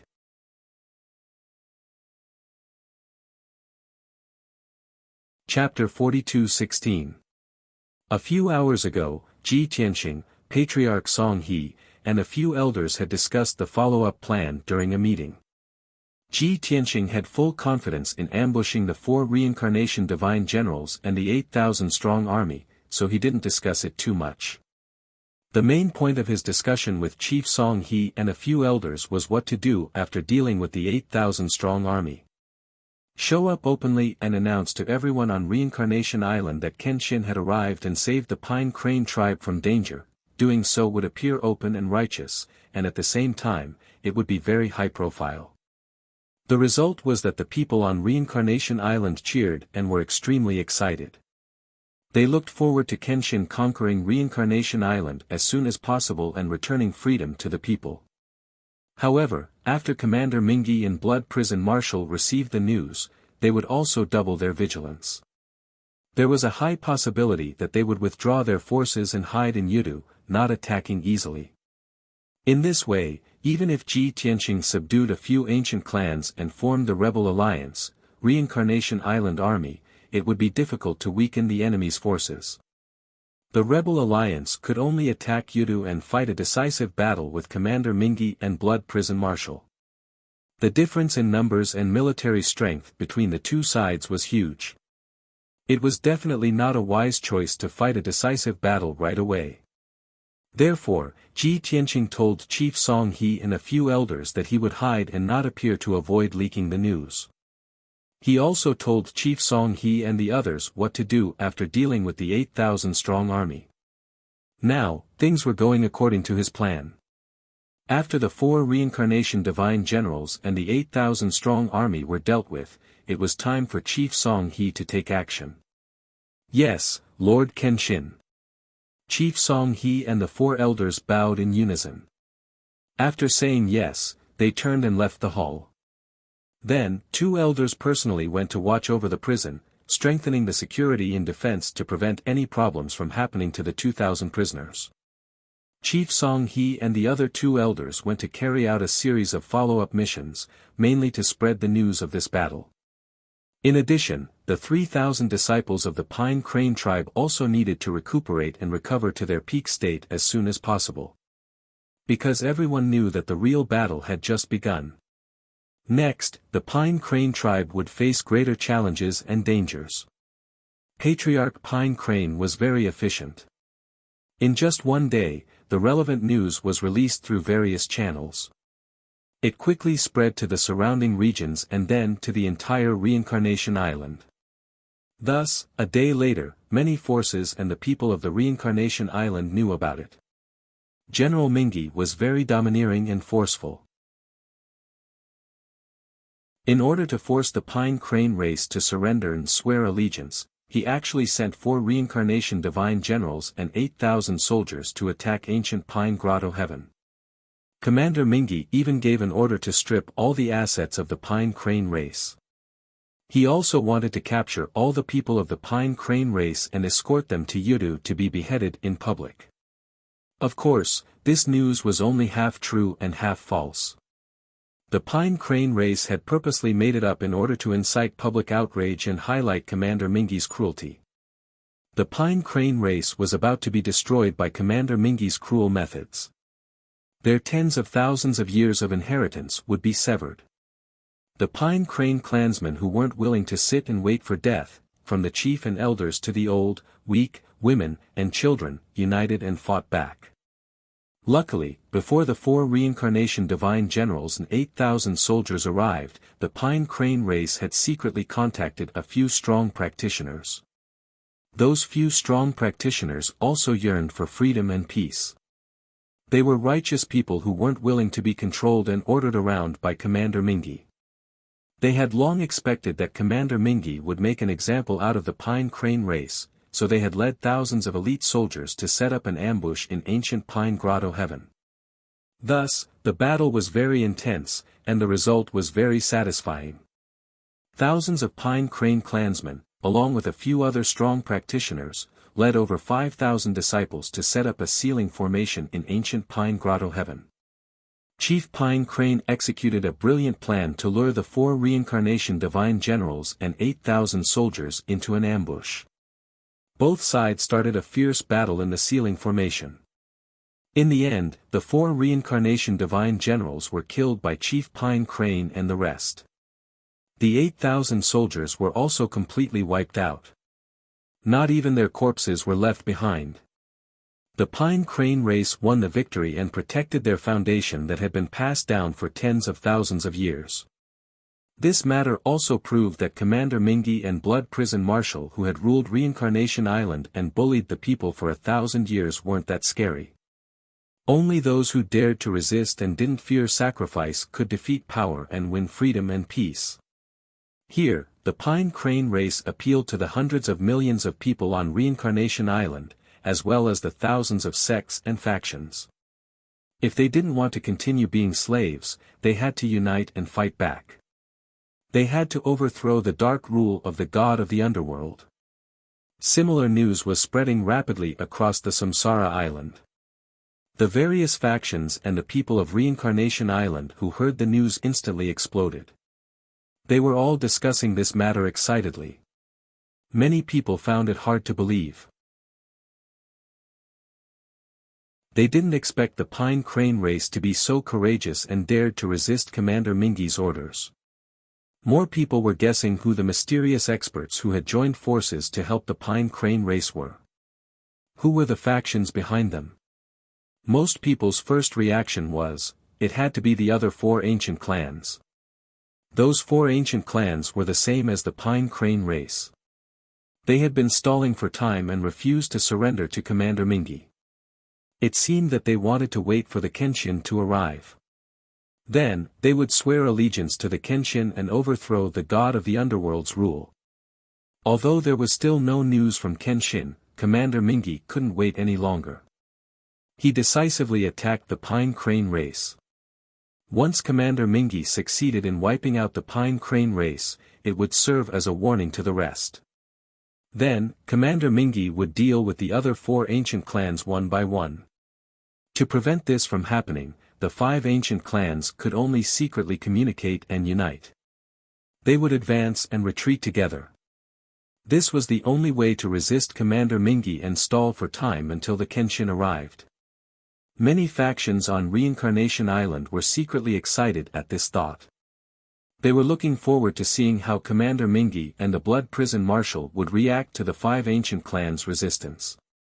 What they wanted to know was how long the 5 ancient clans could last with such a powerful force united. Just like that, the atmosphere on Reincarnation Island changed. It was calm and oppressive before a storm, but now it was bustling with noise and excitement. The commoners spread the news and mentally supported the 5 ancient clans. Although they were looking forward to Kenshin's early arrival, they knew very well that even if Kenshin came to Reincarnation Island, he would first have to subdue the 5 ancient clans.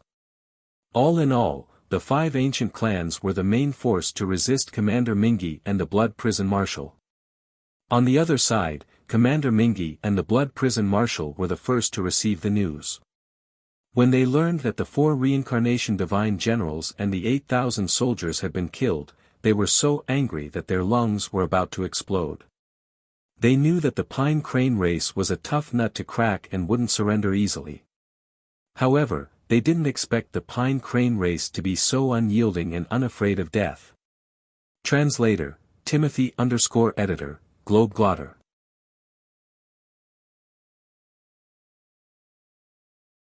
Chapter 42:17.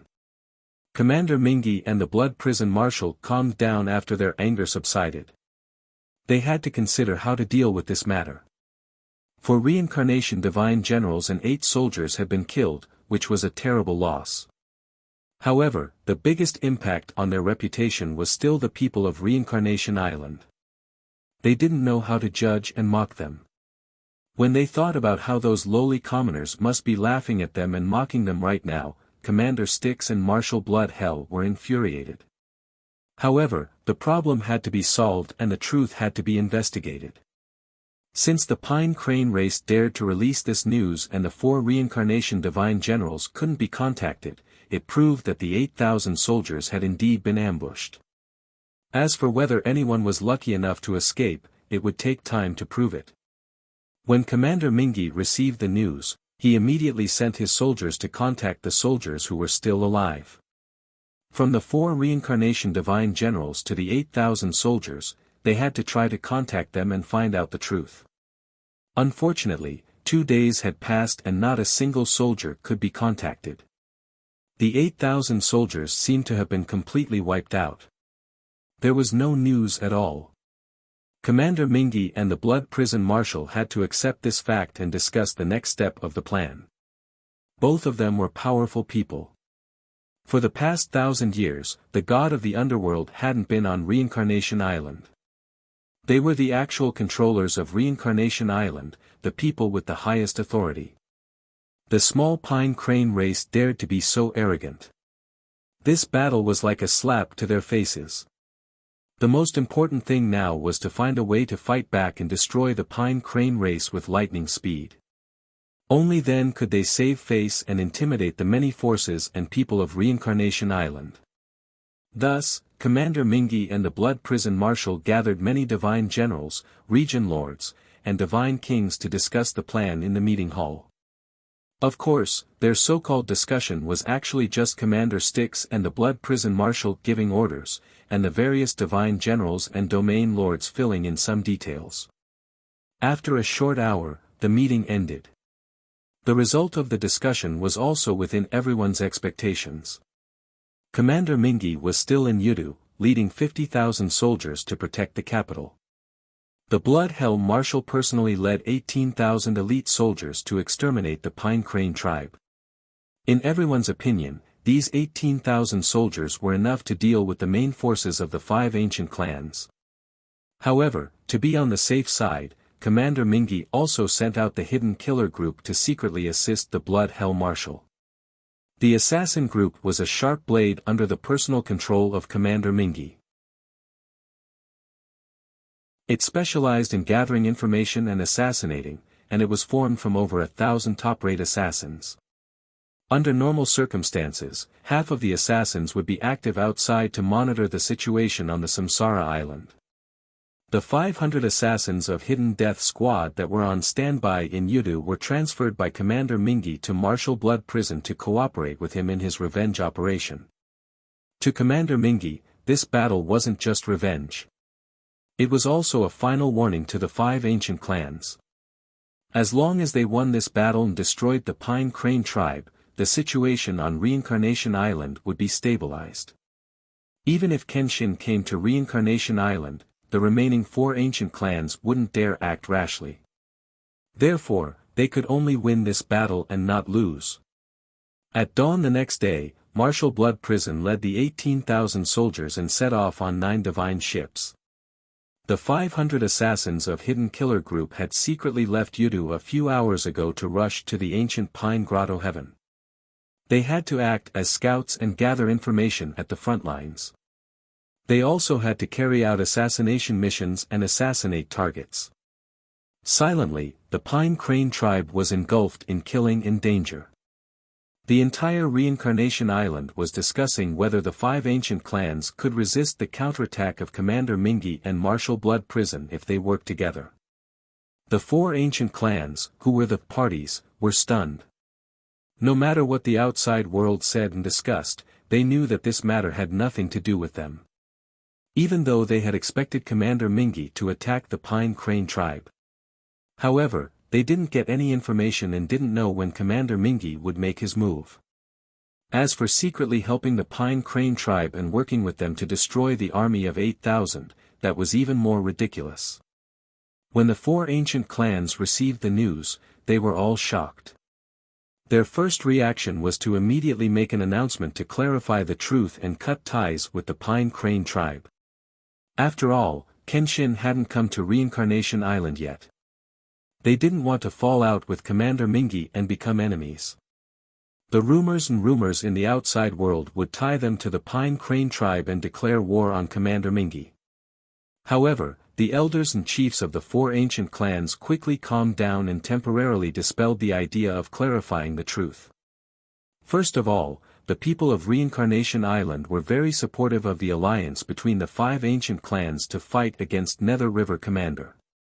Billions of people saw the 5 ancient clans as heroes and saviors. They placed their hopes of freedom on them. The 4 ancient clans didn't do anything to win the hearts of the people. This was a good thing. The second reason was that the experts of the 4 ancient clans all felt that there was something fishy about this matter. They knew the Pine Crane tribe's background. Even if they set up an ambush in the ancient Pine Grotto Heaven, it was impossible for them to wipe out the 4 Reincarnation Divine Generals and 8,000 soldiers. Therefore, a mysterious strong practitioner must have helped the Pine Crane tribe. However, the mysterious strong practitioner wasn't them. It was someone else. What the 4 ancient clans wanted to know the most was who the mysterious strong practitioner was. Looking at the entire Reincarnation Island, it seemed that other than the 4 ancient clans, no other force had the qualifications and courage to secretly help the Pine Crane tribe. Some of the more imaginative elders and deacons of the 4 ancient clans couldn't help but wonder if Kenshin had come. Although this guess was slightly absurd, it wasn't impossible. It immediately aroused everyone's curiosity and anticipation. Therefore, the 4 ancient clans sent out spies to investigate the Pine Crane tribe and find out about the mysterious strong practitioner. In the end, the spies didn't find anything after 2 days. The 4 ancient clans couldn't sit still and had to send a message to the Pine Crane tribe leader directly. After all, they had already boarded the pirate ship and were bound to the Pine Crane tribe. They were forced to become allies. It was fine to send a private message and ask about it. If the Pine Crane tribe was sincere about cooperating, they would probably tell the truth. Inside the ancient Pine Grotto Heaven, the Pine Crane tribe leader had already arranged a residence for Ji Tianqing. It was an inconspicuous but very luxurious and comfortable residence. For the past few days, Ji Tianqing had been meditating and cultivating in his residence. Apart from the Pine Crane tribe leader and a few elders, no one else came to disturb him. Naturally, his identity was kept a secret and wouldn't be leaked. Book House Reading Website.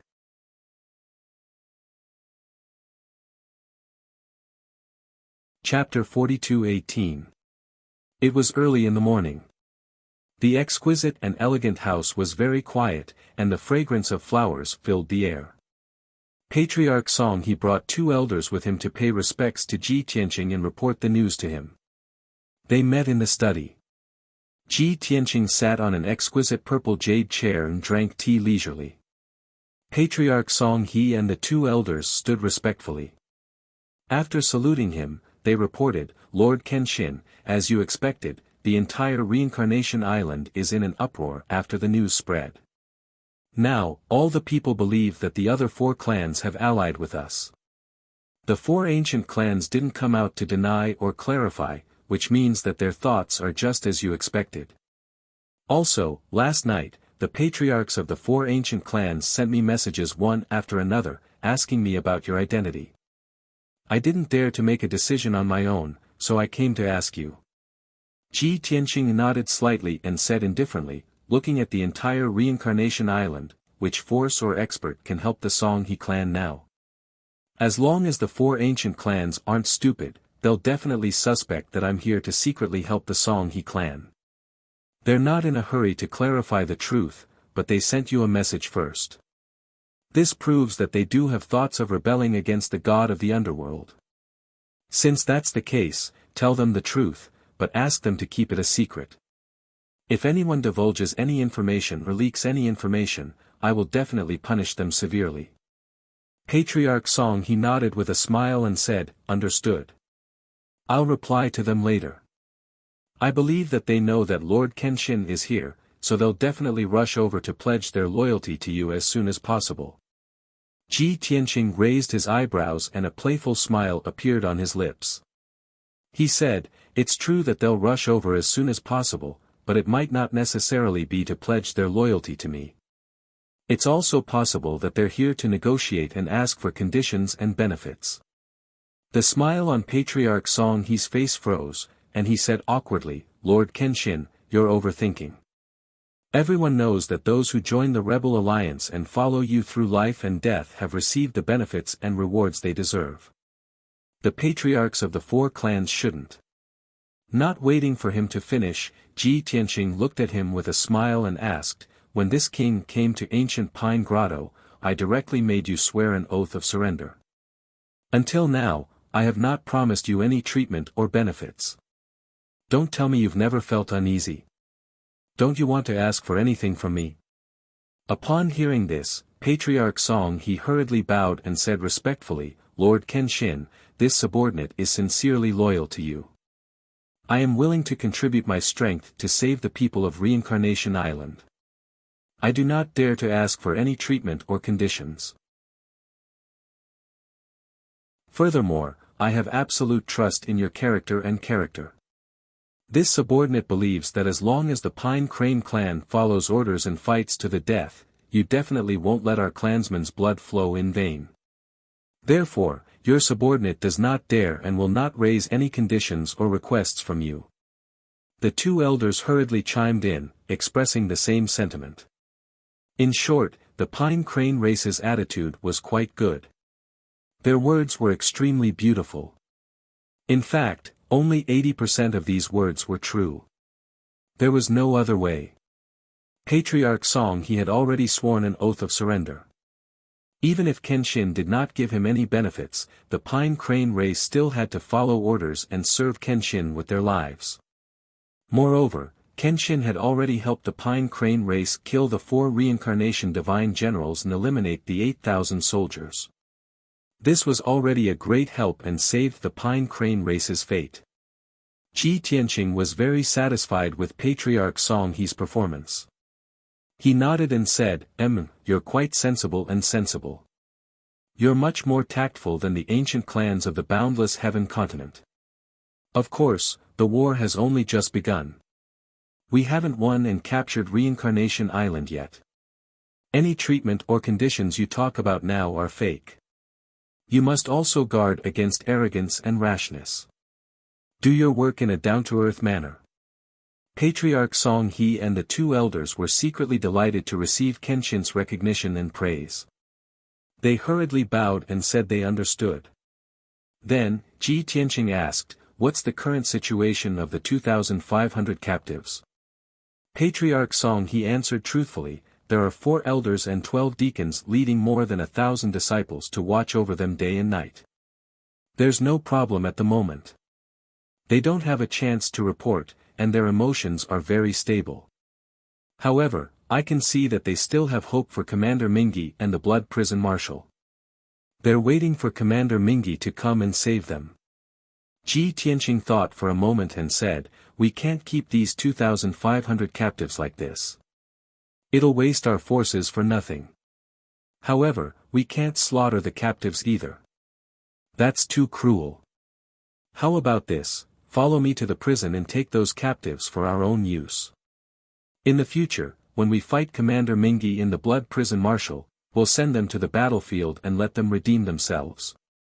I'm sure they'll be happy to fight for their freedom."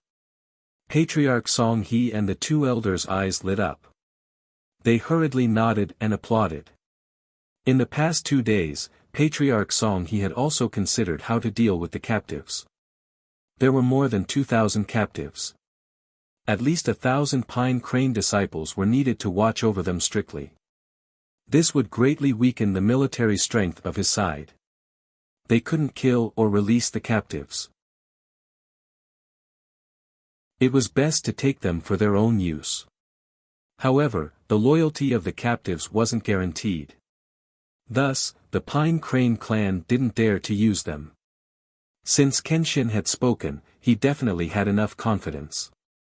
Thus, Patriarch Song He and the two elders took the invisible Ji Tianqing and quietly rushed to the prison. The huge prison was in the depths of ancient Pine Grotto Heaven. It was in a canyon surrounded by mountains and was sealed by layers of formations. After Ji Tianqing and Patriarch Song He arrived, they withdrew all the Pine Crane disciples and deacons, leaving only a few elders behind. Seeing that more than 1,000 people had withdrawn, the 2,000 captives began to become restless. They thought they had a chance to escape. Some people were discussing whether something had happened. Did Commander Mingyi come to attack ancient Pine Grotto Heaven?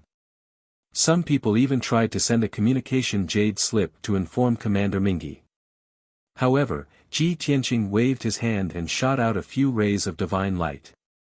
They condensed into a light shield and instantly suppressed all the captives. He removed his invisible state and appeared in front of the captives. When the captives saw his appearance, someone immediately cried out in alarm and revealed his identity. "Kenshin. This is Kenshin." Kenshin actually came. Suddenly, more than 2,500 captives were stunned. They looked at Ji Tianqing with awe and shock. Ji Tianqing didn't waste any time. He waved his hand and shot out a ray of white light. It condensed into a huge light screen in midair. Dense golden words appeared on the white light screen. There were more than 500 words. If one looked closely, they would find that it was a simplified version of the Pledge of Surrender. It was specially prepared for these captives. "Everyone, read this Pledge of Surrender and pledge your loyalty to me. Only then will you have the chance to redeem your crimes and regain your freedom. Those who refuse to surrender will be executed without mercy." Ji Tianqing looked at the captives expressionlessly and ordered indifferently. All the captives were dumbfounded.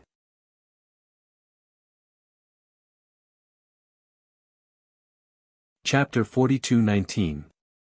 With more than 2,500 captives, they originally thought that Commander Mingyi and the Blood Prison Marshal would definitely lead their troops to attack ancient Pine Grotto Heaven. After all, the defeat in the previous battle had severely humiliated Commander Mingyi and the Blood Prison Marshal. They would definitely seek revenge. When Commander Mingyi's army breached ancient Pine Grotto Heaven, these captives could be reborn. However, they did not expect the Pine Crane clan to be so cunning. Not only did they lock them up for a few days, but they were also strictly guarded and were not allowed to leak any information. Today, the Pine Crane clan disciples guarding them had finally left with great difficulty, but an even more terrifying figure had arrived. Kenshin. The famous sword god, whose might shook the entire god realm, had actually appeared in ancient Pine Grotto. This news was simply too shocking. It was simply too hard to believe. The captives finally understood. No wonder the Pine Crane clan could set up such a marvelous array outside ancient Pine Grotto heaven in just a few hours. It was no wonder that a mysterious expert had killed the 4 reincarnation divine generals in seconds with just 2 moves. No wonder their 8,000 elite soldiers had been defeated so quickly and in such a muddle-headed manner. It turned out that they had been defeated by Kenshin. The answer was finally revealed. The captives were suddenly enlightened and felt a sense of relief in their hearts. After all, they had been defeated by the world-renowned Kenshin. It was not an unjust loss. However, after this thought flashed through their minds, they had no choice but to face the cruel reality. Kenshin's methods were indeed ruthless. As soon as he appeared, he threw out the pledge of surrender and forced everyone to read it on the spot. Once the pledge was read, they had to be loyal to Kenshin. They could not do anything that would harm Kenshin's interests and safety. Otherwise, they would be punished by the heavens. Although this was only a legend, the legend passed down from the boundless heaven continent described the pledge of surrender made by Kenshin as extremely terrifying. However, these captives believed that it was not an alarmist story. Kenshin definitely had the ability to do so. If anyone was unwilling to read the pledge of surrender, Kenshin would immediately kill them. Therefore, there were only 2 choices in front of the 2,000 captives. Either obediently swear allegiance to Kenshin or be killed by Kenshin. As for escaping, these captives did not even dare to think about it. Escape from Kenshin's eyes? What kind of joke was this? Even if the Blood Hell Marshal and Commander Styx were here, they wouldn't be able to do it. Therefore, the prison was very quiet. More than 2,000 captives looked at each other and stood there silently. None of them said a word. Sensing the awkward atmosphere, Patriarch Song He quickly stepped forward and reprimanded the captives on behalf of Ji Tianqing. You bastards, Lord Kenshin is kind and merciful. He spared your lives and even gave you a chance to turn over a new leaf. Why aren't you bowing and thanking him? All of them stood rooted to the ground. Were they tired of living? If you want to die, I'm more than happy to fulfill your wish. After saying that, Patriarch Song He pulled out his divine sword with a clang, and his whole body emitted a terrifying killing intent. This move was indeed effective. The 2,000 captives who had been silent immediately grew restless. They burst out suppressed exclamations, complaints, and curses. But in the face of the threat of death, they had no choice but to submit. The 100 captives standing at the front could only look up at the white light screen and start reading the golden words on the screen. A low and solemn voice sounded. After someone took the lead, more captives immediately followed and read the oath of surrender. The feeling of defeat and helplessness was contagious. More and more captives gave up their unrealistic fantasies and could only submit to reality and join the ranks of those who read the oath. Patriarch Song He and the other elders sneered when they saw this. However, there was no lack of hot-blooded and brave warriors among the 2,500 captives. There were actually 2 lower-ranked god kings. While Patriarch Song He and the others let down their guard, they secretly took out their communication jade slips and wanted to send a message to Commander Styx. Kenshin had actually come to Reincarnation Island. This was an earth-shattering piece of top-secret news. They had to report it to Commander Styx at all costs. Otherwise, Commander Styx and the Blood Hell Marshal would definitely suffer heavy losses when they were unprepared. Unfortunately, no matter how stealthy the 2 lower-ranked god kings' actions were, they could not escape Ji Tianqing's detection and surveillance. The 2 of them had just taken out their communication jade slips. Before they could enter the message, they saw Ji Tianqing waving his hand and shooting out 2 rays of sword light. Whoosh! Whoosh! The golden sword light flashed and disappeared. It sank into the crowd and caused 2 splashes of blood. The 2 lower-rank god kings did not even have time to react before they were killed on the spot. The sword light pierced through their heads and shattered their godheads. It was truly a one-hit kill. The sudden bloody light and the sound of the 2 god kings' bodies falling to the ground gave the 2,000 captives a fright. As a result, everyone who was reading the oath of surrender paused for a moment. After understanding what was going on, the captives could not help but tremble a few times. Originally, there were a few people who wanted to take advantage of the chaos to send a message to the Blood Hell Marshal. The moment they saw the tragic end of the 2 god kings and witnessed Kenshin's ruthless methods, they all dismissed the idea and obediently read the oath of surrender. With this small interlude, all the captives became very well behaved and did not dare to play any tricks anymore. 15 minutes later, more than 2,530 people finished reading the oath of surrender. Everyone was surrounded by divine light. There was a wisp of Taoist rhyme circling above their heads. There were even waves of thunder rumbling in the depths of the firmament. It did not dissipate for a long time. There were 2 crafty captives who only recited half of the oath of surrender. Hence, the heavenly Tao oath did not take effect. The others were emitting divine light all over. Taoist rhyme circled above their heads. But the 2 of them did not have any changes. They appeared like cranes in a flock of chickens and were very conspicuous. Seeing this scene, the 2 captives were so frightened that their faces turned pale. They were afraid that 2 rays of sword light would fly over in the next moment and kill the 2 of them. Hence, the 2 of them hurriedly recited the second half of the oath of surrender. Until the 2 of them were also emitting divine light all over their bodies and Taoist rhyme appeared above their heads, the heavenly Tao oath was established. Only then did they heave a sigh of relief. Just like that, all the captives finished reciting the oath of surrender. The white light screen and the golden words gradually dissipated. Ji Tianqing told Patriarch Song He that there was no need to send people to watch over these captives. Let these captives rest and recuperate first. When the war required, they could be mobilized at any time. After saying that, he turned and left the prison. Patriarch Song He was a little worried. He reminded the 2,000 captives again before turning and leaving. However, he still left 3 elders behind to secretly monitor the captives. As expected, after Ji Tianqing and Patriarch Song He left, a few of the captives began to move. They secretly took out their communication jade slips. They would rather die than report the news of Kenshin's appearance to Commander Styx. You're tuning in to the Han Li's Wuxia Chronicles YouTube channel. We're so grateful for your support and don't forget to subscribe to join us on this incredible journey through captivating stories.